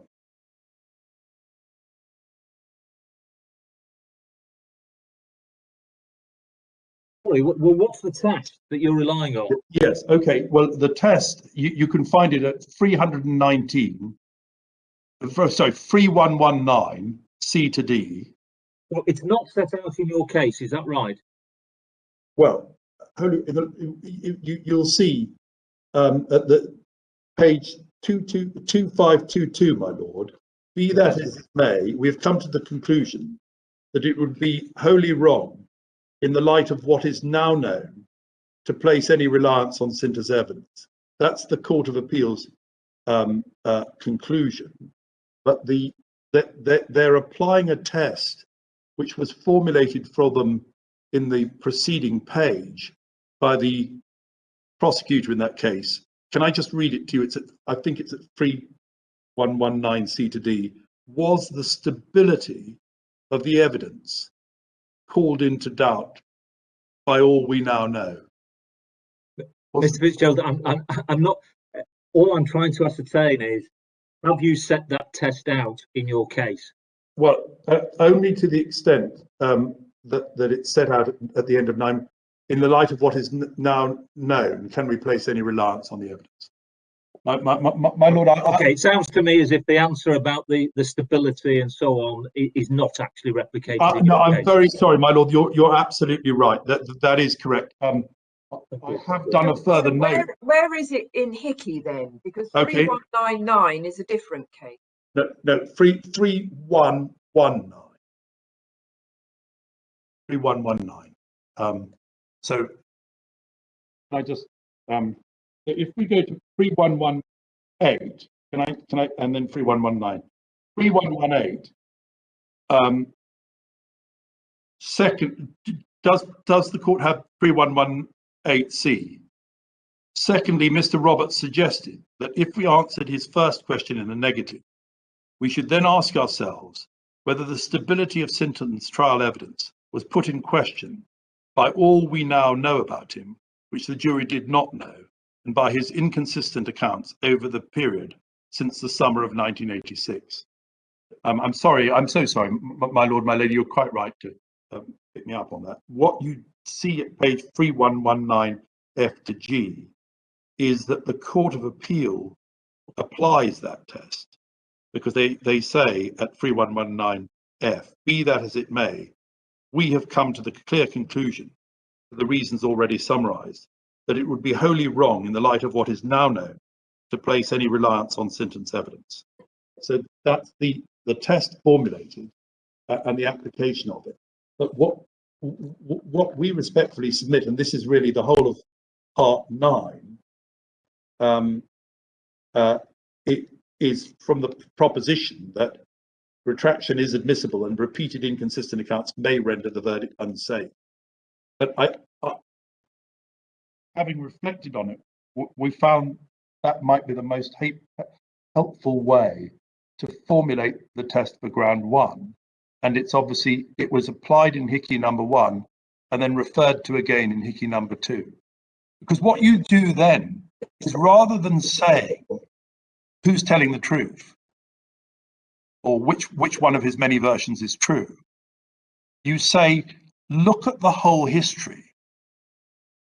And in the light of that whole history, of all these contradictory statements he's made, all apparently quite convincing in their own right, in the light of what is now known, what does it tell us about the reliability and consistency of the statement? And that was, as it were, our fallback position in the Court of Appeal, and we repeatedly invited them to apply that test. McKenney applies a similar test, where they say, we can't tell what and that's at 9.3, we can't tell what the truth is, but they, in the light of all the evidence, despite the fact we cannot determine where the truth lies, they say that the recanting witness's general incredibility is such that that it couldn't be relied on. And that's the test referred to in the Canadian case, sorry, in the Canadian case of Snyder, which is at 9.5. You can, a recantation can have impeachment value even if it is not to be believed. Indeed, a demonstrably false recantation can have impeachment value. And in the case of White at 9.6, 2523, a similar conclusion may be reached if the court is not prepared to accept the recantation as true, but reaches instead the conclusion the recantant is so untrustworthy that his or her evidence ought not to be allowed to enter into the reason. So it's that other test is looking at all that we now know. Is the witness so untrustworthy you couldn't uphold the verdict? That's ground one, but I do respectfully submit that actually these are in truth admissions, and on balance they must be interpreted as admissions throughout the recordings, and that if you take those admissions, they call into question the safeness of the verdict. In other words, applying the rule of thumb, as it were, in Pendleton, what impact would this have on a jury? The answer is a jury might well reach a different verdict in the light of all this fresh evidence.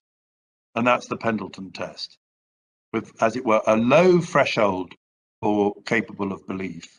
And then the real test being, does this cast doubt on the safeness of the conviction? My lords and my lady, I'm sorry if I didn't make it clearer about the passage in Hickey I was relying on, but that is it. And that was, of course, one of the great miscarriages of justice, where a series of witnesses came forward saying he confessed to me in the shower, he confessed to me here, he confessed to me there.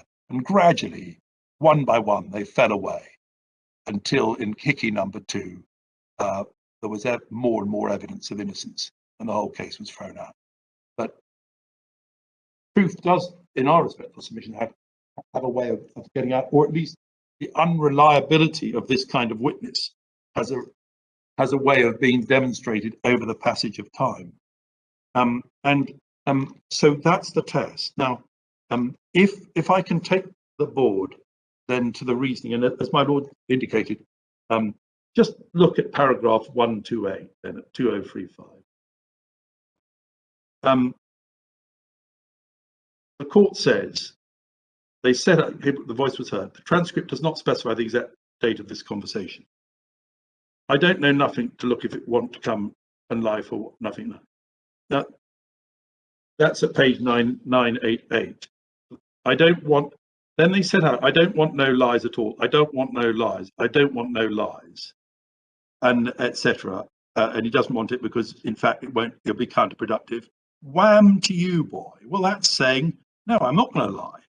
You had to come and handle and talk the truth and flicking mash up the state thereby.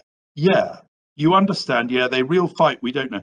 Yeah, you know I mean. And on top of that, above all, that is the right thing to do and clear my conscience. Now, the court says the argument is that he was clearing his conscience. They say our assessment of this evidence would be incomplete if we were to take Granderson's statements about doing the right thing in isolation from the questions and statements made by Maharaj. It is our task to look at the context of the conversation as a whole and deduce that what plausible inference can be drawn. And then they quote the bit where he says, mash up the state. Well, so what? Of course, if the state has nearly had you hanged by calling false evidence, you might well want to mash up the state. And at 131, this invitation causes us some concern. In our view, this exchange shows Maharaj actively prompting the witness Grandison to come to court and give evidence beneficial to the appellants. Again, so what?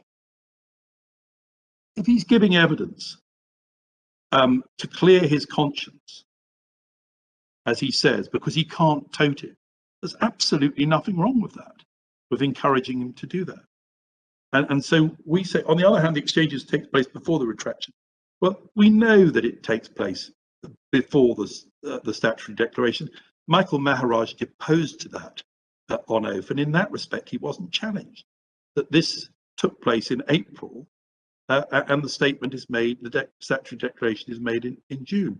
And they say it wouldn't add to the strength of the statutory declaration. Of course it does. If you have a bare statutory declaration, you can say, well, it's just a bare statement. But if you actually hear him viva voce saying, I'm doing this to clear my conscience, and you can make some assessment of that, and so could a jury, of course it adds to the persuasive evidence. And then we get the next bit that they have. Yeah, and my lords and my ladies, they leave out the later parts of that. But the next bit that they deal with, and we've set this out at 3 part 4 of the note. But if I can take it's paragraph 133 following, they set out the 27th of the bit about boy hear me does Beta, you can't that life again, no you going wrong. That's this is page 1000 of the transcript. And then boy watch me, we talk about that kind of thing. Michael Maharaj says, I was talking about me and you, and you're talking about Tommy, then you understand, all right. And then one has the bit about not 100% lies at the bottom of page 2038. They set it out. And they say, paragraph 134, this is somewhat confusing. Well, I hope that it's not that confusing. They go on. Your story was a false story. They get fresh evidence in Grande. Well, that's true. That was when Amoroso gets the fresh evidence. Again, Grandison neither accepts nor admits the suggestion, but answers that in every case it don't have 100% truth, stating even in my evidence it wasn't 100% lie. And then he gives it an example of his truthfulness by referring vaguely to evidence implicating appellant number, saying that was the truth. Well, we know exactly what he's referring to because he refers to it about 100 times. He's referring to what he keeps suggesting about didn't pay me for the murder. That's what he suggests. That's what he's saying is true. It's got nothing to do with this case. And if your lordship, my ladies, look over at page 136, in our analysis, the evidence in this exchange does not support the submission that Grandison gave false testimony. It seems to confirm his trial testimony was true. Well, how on earth can they come to that conclusion? My evidence wasn't 100% lies, becomes it was true. It's quite clear that what he's saying is most of it is lies. The one bit that wasn't was something about Pigeon and Damien Ramaya, which has nothing to do with the case. So we say, and we've set this out in our submissions at paragraph 4, that this page 4 of the submissions, this is completely perverse reasoning. And later on in this passage, we've got the bit about everybody does lie, which everybody lies, which you also have at page 1058. So we say the particular passage at page 1002 can only be reasonably construed as the admission that he lied at trial, but should not be unduly criticised for it. In any event, we say that's a reasonable interpretation, and the Court of Appeal's minimisation of the significance of this evidence was wholly unreasonable. Now, the next bit is that they... Fitzgerald, I'm going to have to ask you to stop for a moment because my documents are frozen. So I can't follow it. If you bear with me a moment, I'll try and clear this as soon as I can.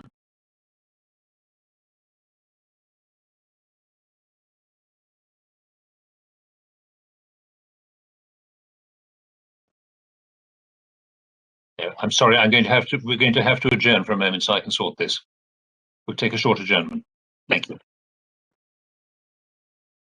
Yes. Yes, my Mr. lord, Fitzgerald. I'm sorry about that. no, of course, my lord. I'm very glad.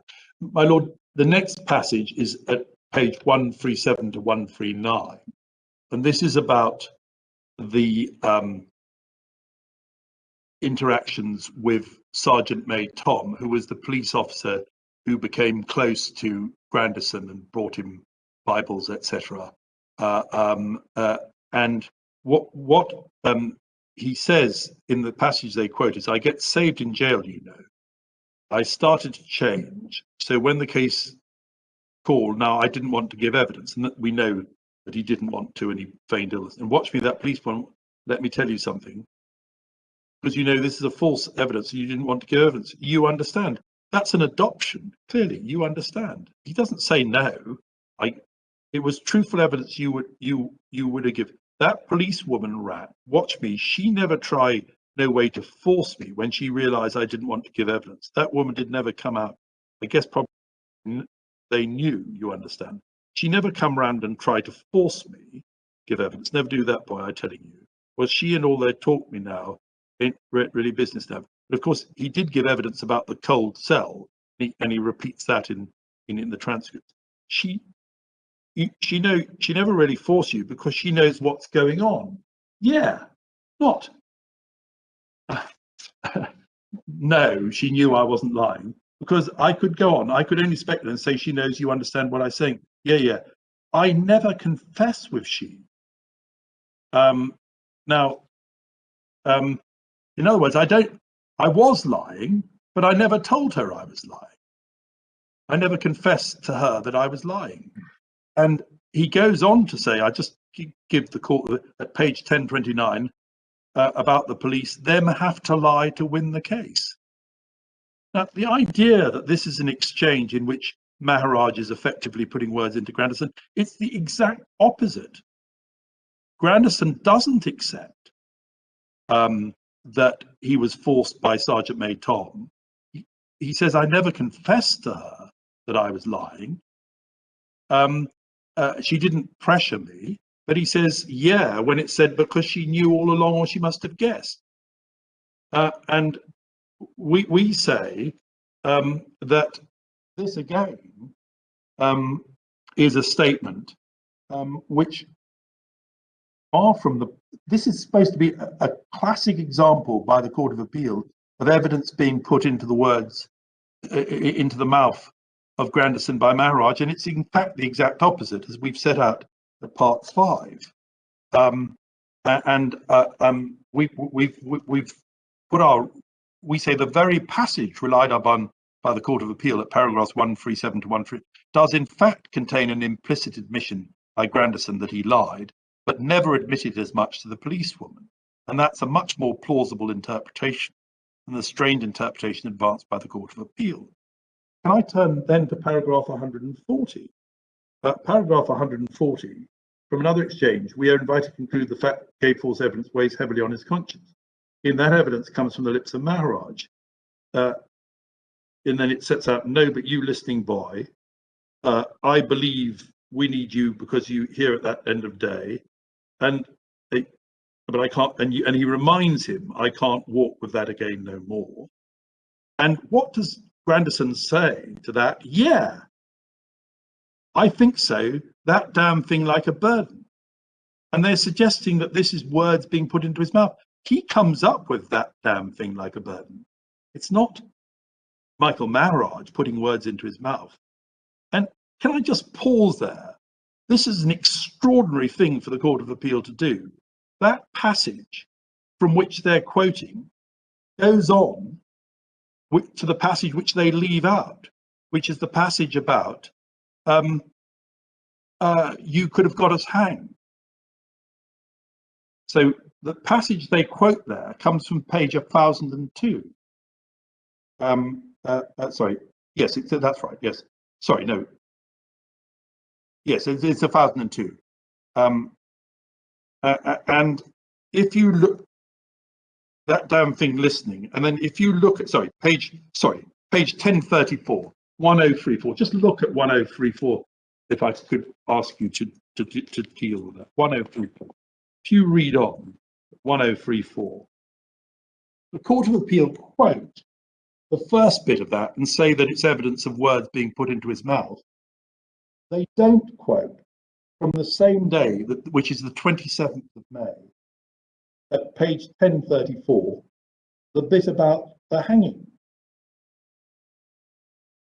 which is incontrovertibly in the language of Grandison himself, as easy as pulling a trigger on a gun. It's an extraordinary thing for them to cite the first exchange on page 1034. So that's at page 1034, and then not cite what it goes on to say, and to say that this is evidence. It's somewhat equivocal. There's nothing equivocal at all about the remainder of page 1034, which, with great respect to the Court of Appeal, they in an extraordinary act of editing, leave out altogether.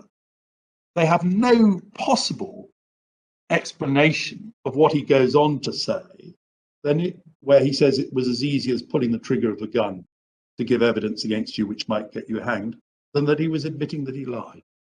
And we say that they go on to then say, well, there are several other exchanges referred to support the conclusion. There are a massive amount of other things. I've taken you through some of them at 1.3. And they claim that in most of these exchanges, Grandison, this is at 7.1 of our note, they go on and say there are several other exchanges, that in most of these exchanges, Grandison fails to expressly accept Maharaj's suggestions or is equivocal in his reply.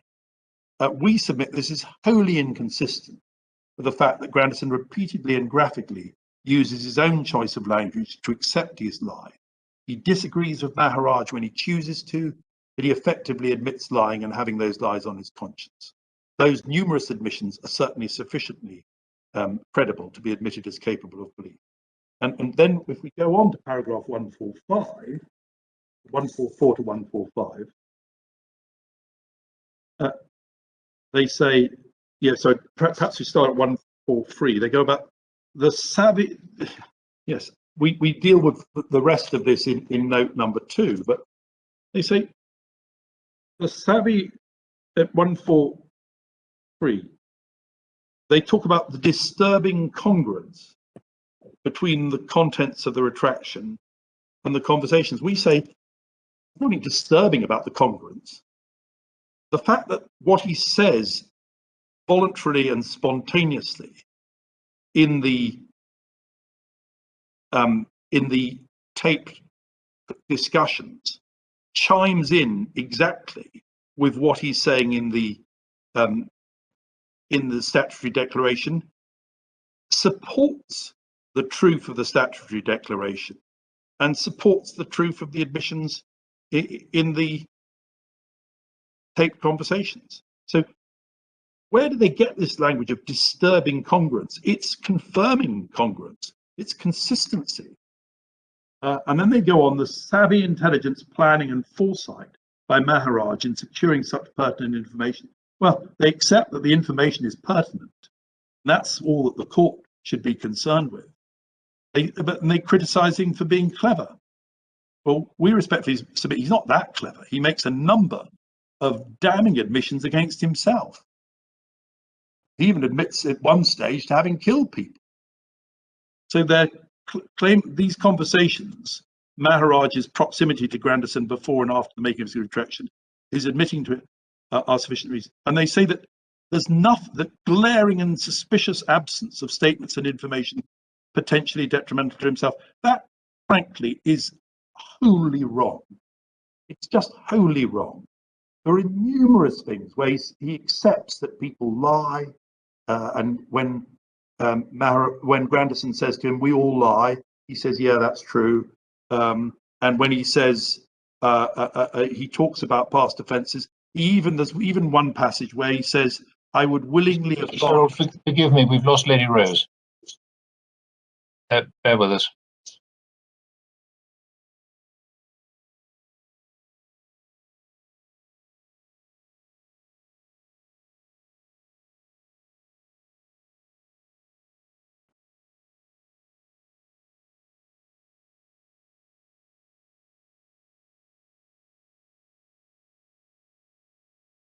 We'll go off air again for a moment. I'll adjourn. Thank you.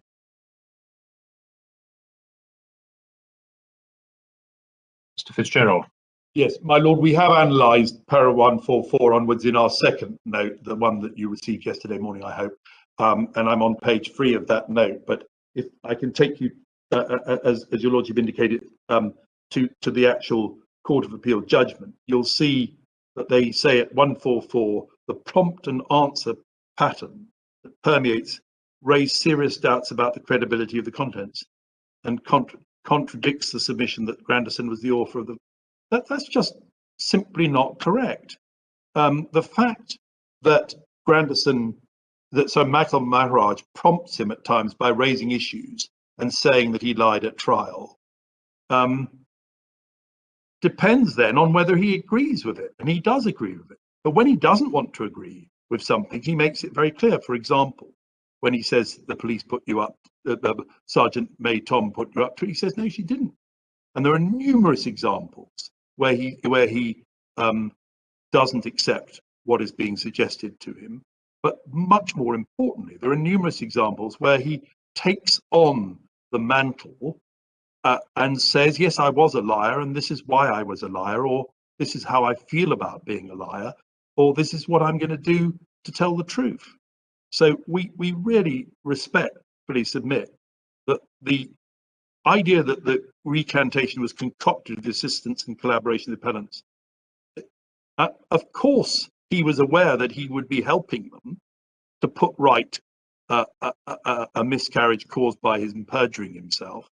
But that doesn't mean that you can't rely on his ipsissima verba and what he actually says when he admits lying. And if we go to paragraph 145, we accordingly accept as credible Maharaj's evidence insofar as it relates to the fact he made contact with Grandison via telephone, as well as his evidence he was capable of securing. Now, this bit about capable of securing him by payment, can I just deal with that? What happened was that in his evidence, Maharaj said on a number of occasions, if I had paid him, he would have come. Now, that, for a start, is not factual evidence. It's his opinion. And it's his rather angry and jaundiced assessment of the position caused by when Grandison didn't turn up at the trial. The Court of Appeal turned that opinion into factual evidence and say that that shows that Grandison, everything he said was because he was being offered money. It's just a complete non sequitur. They say we accept the bit where he says that appeal in exchange for payment. Well, I can. It's 137. But my lords, my lady, there are two passages I accept where Michael Maharaj says in evidence, if I had paid him, he would have come. But that's, as it were, his opinion, a cynical opinion about what a terrible person the Grandison is. It doesn't mean that what is said in the recordings isn't true. It means that he hasn't turned up and he's disappointed and disgusted by that. And that's the opinion he offers. And they say, we accept his evidence that he was capable of securing. He didn't say that. He said he would have come. That's my opinion.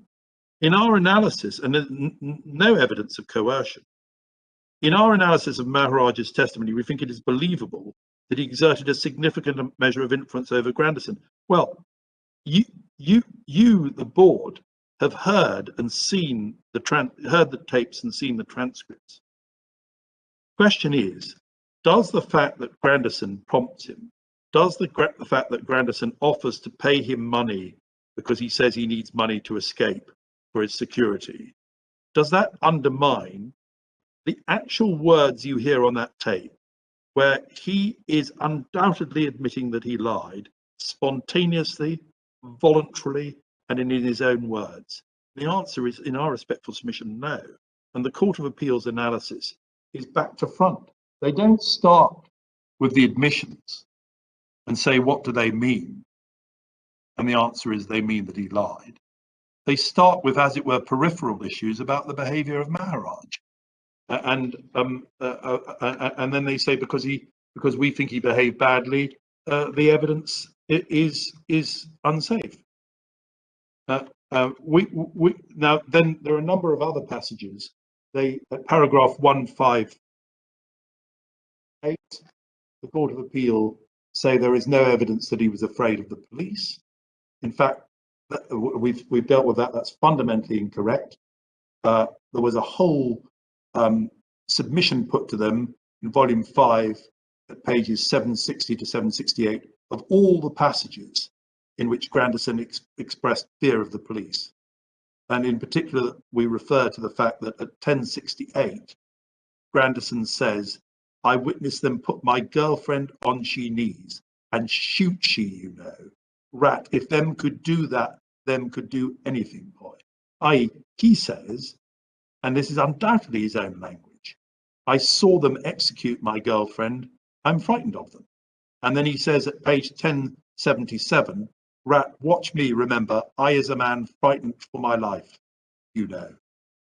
And so we say, just to say there's no evidence he was afraid of the police is a gross oversimplification of the evidence. At paragraph 155, the Court of Appeal, that's at 2046, asks, well, why didn't he confess sooner if he knew that his trial testimony was false? Well, he's given the answer to that in the statutory declaration. He says, I didn't come forward sooner because I was in police protective custody in the police witness program until 2010. And moreover, so he benefited from giving false testimony. The criminal charges were dropped against him, and he continued to benefit whilst he was under the protection program. You can see him trying to exploit that in the passage where Inspector Frederick writes that he refused to sign because he didn't think we'd given him the flat that we promised. And then at paragraph 156, which is at 2047, the Court of Appeal state that Grandison's re-retraction to Officer Ned bears greater capacity for belief because it was made shortly after the retraction. But there are other equally obvious explanations. One is that he was obviously playing both sides, but then you look at the audios, and you ask yourself, well, does that sound capable of belief? Is that something a jury might have believed? The answer is overwhelmingly yes, they might well have. The paragraph 159, the Court of Appeal refers to the fact that in his statutory declaration, Grandison stated one of the reasons he lied was because he had thought about how the police had executed his girlfriend. And they say there's no logical link. But in fact, there is, because we know that his grudge was, if only they had paid me money, I could have made good my escape, and then I wouldn't have got caught with my girlfriend. And it was as a result of being caught with my girlfriend that she was shot. He says executed, the police said shot in the crossfire. I mean, that's the other point. He gave evidence at the inquest that the police had executed his girlfriend, and it wasn't believed. This is a person who, on the record, is a serial unreliable witness. But there's no doubt that he time and time again blames the police for executing his girlfriend and blames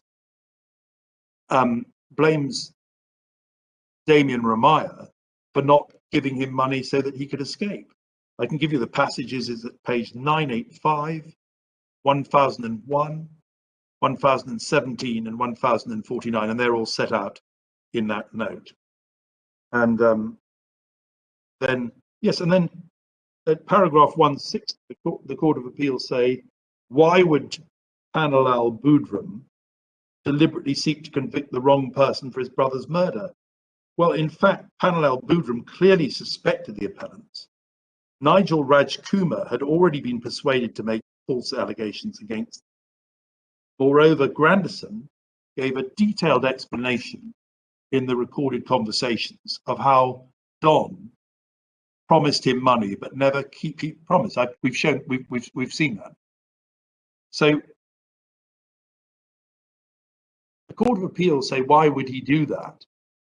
And they don't confront the fact that in the recordings at pages 1081 to 1082, Grandison says perfectly convincingly, he offered to pay me money and didn't pay me money afterwards, and I'm furious because he paid me money to lie against you, and then he offered me money to lie against you, and then he didn't pay it. Paragraph 161, the Court of Appeal makes its finding the admissions the appellants attribute to Grandison are in reality put forward by Maharaj.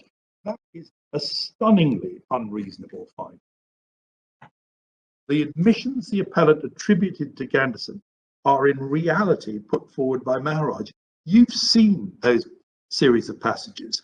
It's true sometimes they're prompted, but he accepts the prompts and says yes, and then he endorses it in his own language.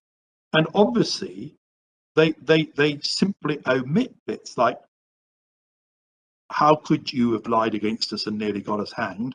It was simple as putting a trigger on the gun. That's not put into the mouth by Maharaj. And we say, when they go on, placed side by side, we think the author's explanation that he was coerced into making the retraction offers a more credible explanation. Well, we say that's actually an unreasonable finding. But in any event, it's the wrong test. Which one do we believe? The question is this capable of belief that it's an admission? Is it capable of belief that the admission might be genuine, the admission of fabrication?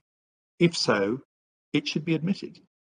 My lords, I'm in answer to my lord's questions. I had in fact prepared a short statement of literally 3 pages of what we submit the law is, but we haven't. I could transmit it to the court, just trying to simplify matters along the lines of the Hickey test.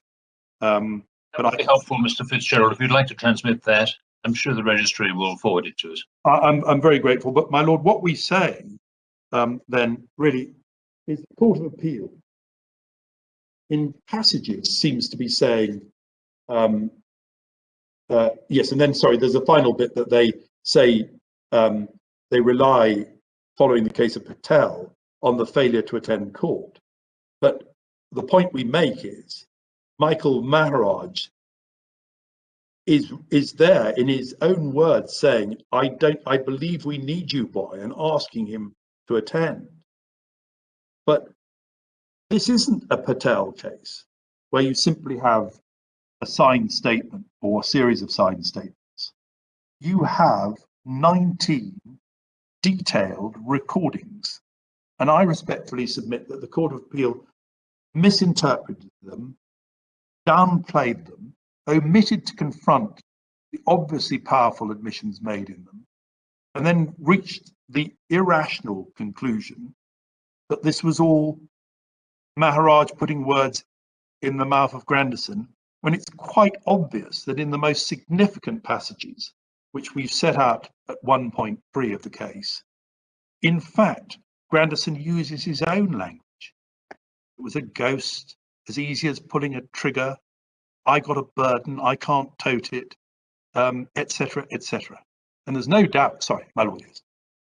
My lord. Yes, Mr. Fitzgerald, can I just ask you, I may have missed it, have we got, or has there been any evidence about how these audio recordings came into being? In particular, I'm assuming that they're on Maharaj's phone. Yes. And am I right as to whether there's any evidence as to whether Mr. Grandison knew or didn't know that they were being recorded? Yes, my lord, there is some evidence. Well, Maharaj explains how he recorded him, and he couldn't record all of them by pressing, as it were, the button on record on his phone.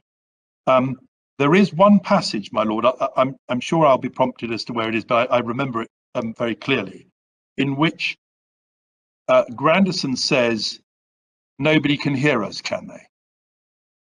And it sounds entirely genuine. He says, "No, he says, these phones are safe, aren't they?" Yes, sorry. He says, "These phones are safe, aren't they?" So, my lord, can I just look at two scenarios? One, if the Court of Appeal or the prosecution are suggesting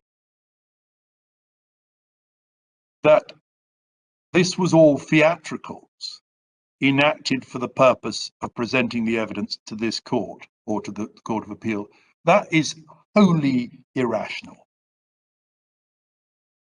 Because one, Grandison wouldn't make the admissions to murder. Two, Maharaj wouldn't make the admissions that he makes to lying, etc. So, secondly, it's clear from what Grandison says, these are secure, aren't they? That he doesn't think that they're being overheard by anybody, and he thinks they're safe.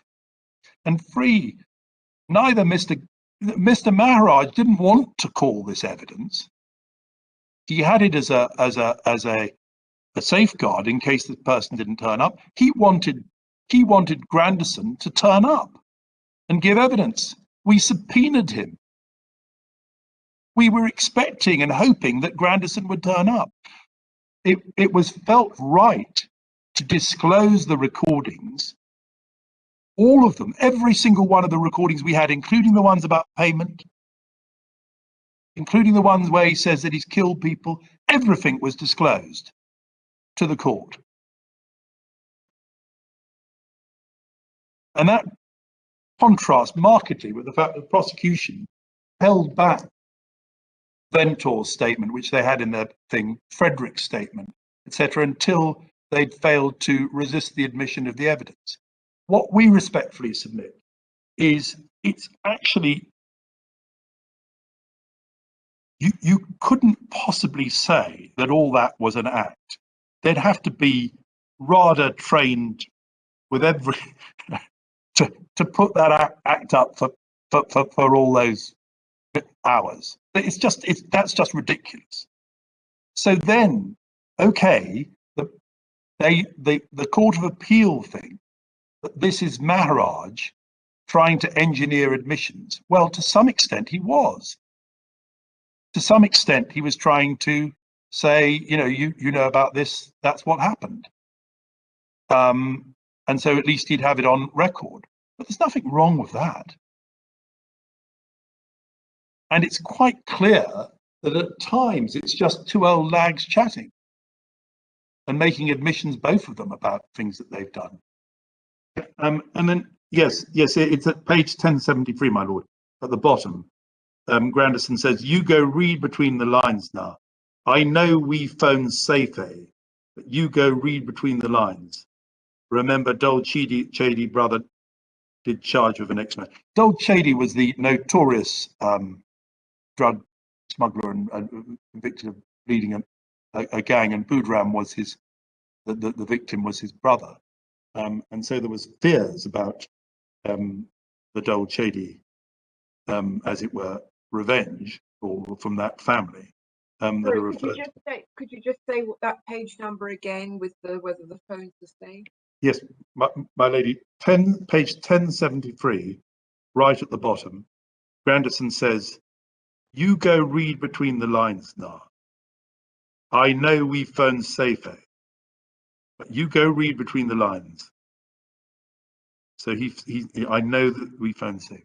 So one, we say it would be a wholly perverse conclusion that this was all an act between the two of them to present to a court.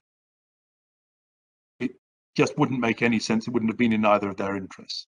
Two, it's clear that Maharaj wanted Grandison to give evidence, and he says so. And he's hoping that he'll come and smash up the state and give evidence, because and Grandison is leaving him to believe that he will come to court, because he's saying, when I come, I'll tell the truth, the undisputed truth. All the breadcrumbs will be picked up, and I'll throw it in their faces, as it were. This is second best to just have to rely on the transcripts, but we respectfully submit that the court has to deal with what it has to deal with. And if one looks at those confessions, which are admissions contrary to interest, are admissions of motive, they are admissible evidence, they are only capable of being construed as admissions, and we would say not only they may very well be true, they probably are true, but we don't have to go that far. So, my ladies. I wonder if I could just get the chronology right, or to ask you to Yes. prepare it for when we get back this afternoon. You've said that the appellants were not aware of the retraction Yes. that the statement exhibited to Ned's statement provides, nor equally that you were not aware of the unsigned statement that's exhibited to Frederick's statement. So when did that become known to the appellants? Okay, my lady, I can tell you. Obviously, because I was there. We disclosed, I think in August, the transcripts to the prosecution, saying that we might wish to rely on them. But we were still hoping that Grandison would come and give evidence. We then made an application to admit the evidence of the transcripts and of the statutory declaration. The prosecution fiercely fought the admission of that evidence, saying it should not be admitted. The Court of Appeal repeatedly rejected their submissions and said, well, we're going to hear it de bene esse anyway.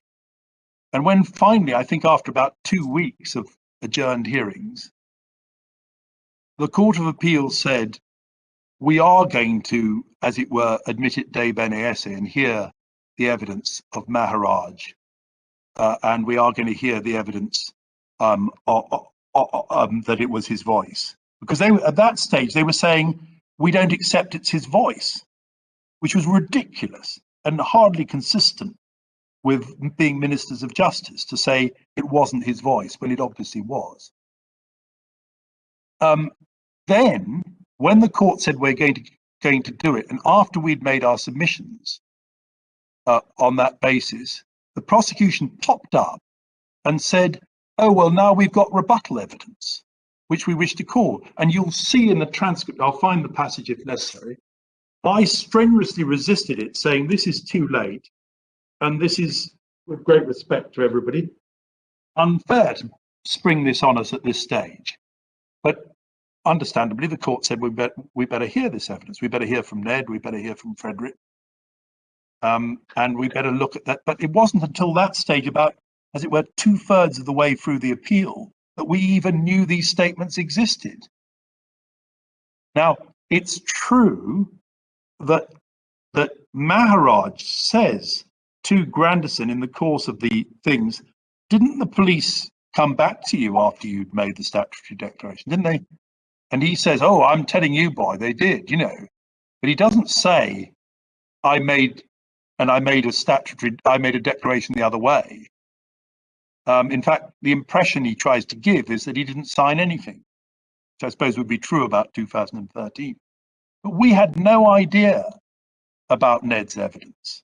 We had no idea about Frederick's evidence until halfway through. Moreover, when Maharaj gave his evidence, the prosecution didn't cross-examine him on the basis of you were coercing, you were sending statements to him, because they hadn't disclosed that yet. So the contents of the Ned obtained what was called the repudiation statement were never put to Michael Maharaj when he gave evidence. And the only other question I've got is some of the conversations were taped, but they weren't taped completely. That's right. And so is there any evidence about why some conversations were not taped, or it was not possible to tape them? I think there is evidence from Michael Maharaj, but there were problems about him taping them. But but I will check that, my lady. Thank you. But my lady, what we do say is what we have is obviously we respectfully submit that what we have is enough. It could be that the Court of Appeal said that they couldn't see it in context, though. They were rather worried that they didn't have the complete picture. Well, I appreciate that point that the Court of Appeal made, but actually it's not as if you don't have an awful lot. And if you look at the tone of those, this isn't like one of those, as it were, police verbal situations where you say, well, we don't know what the police were saying to the person beforehand for him to then give this amazing confession.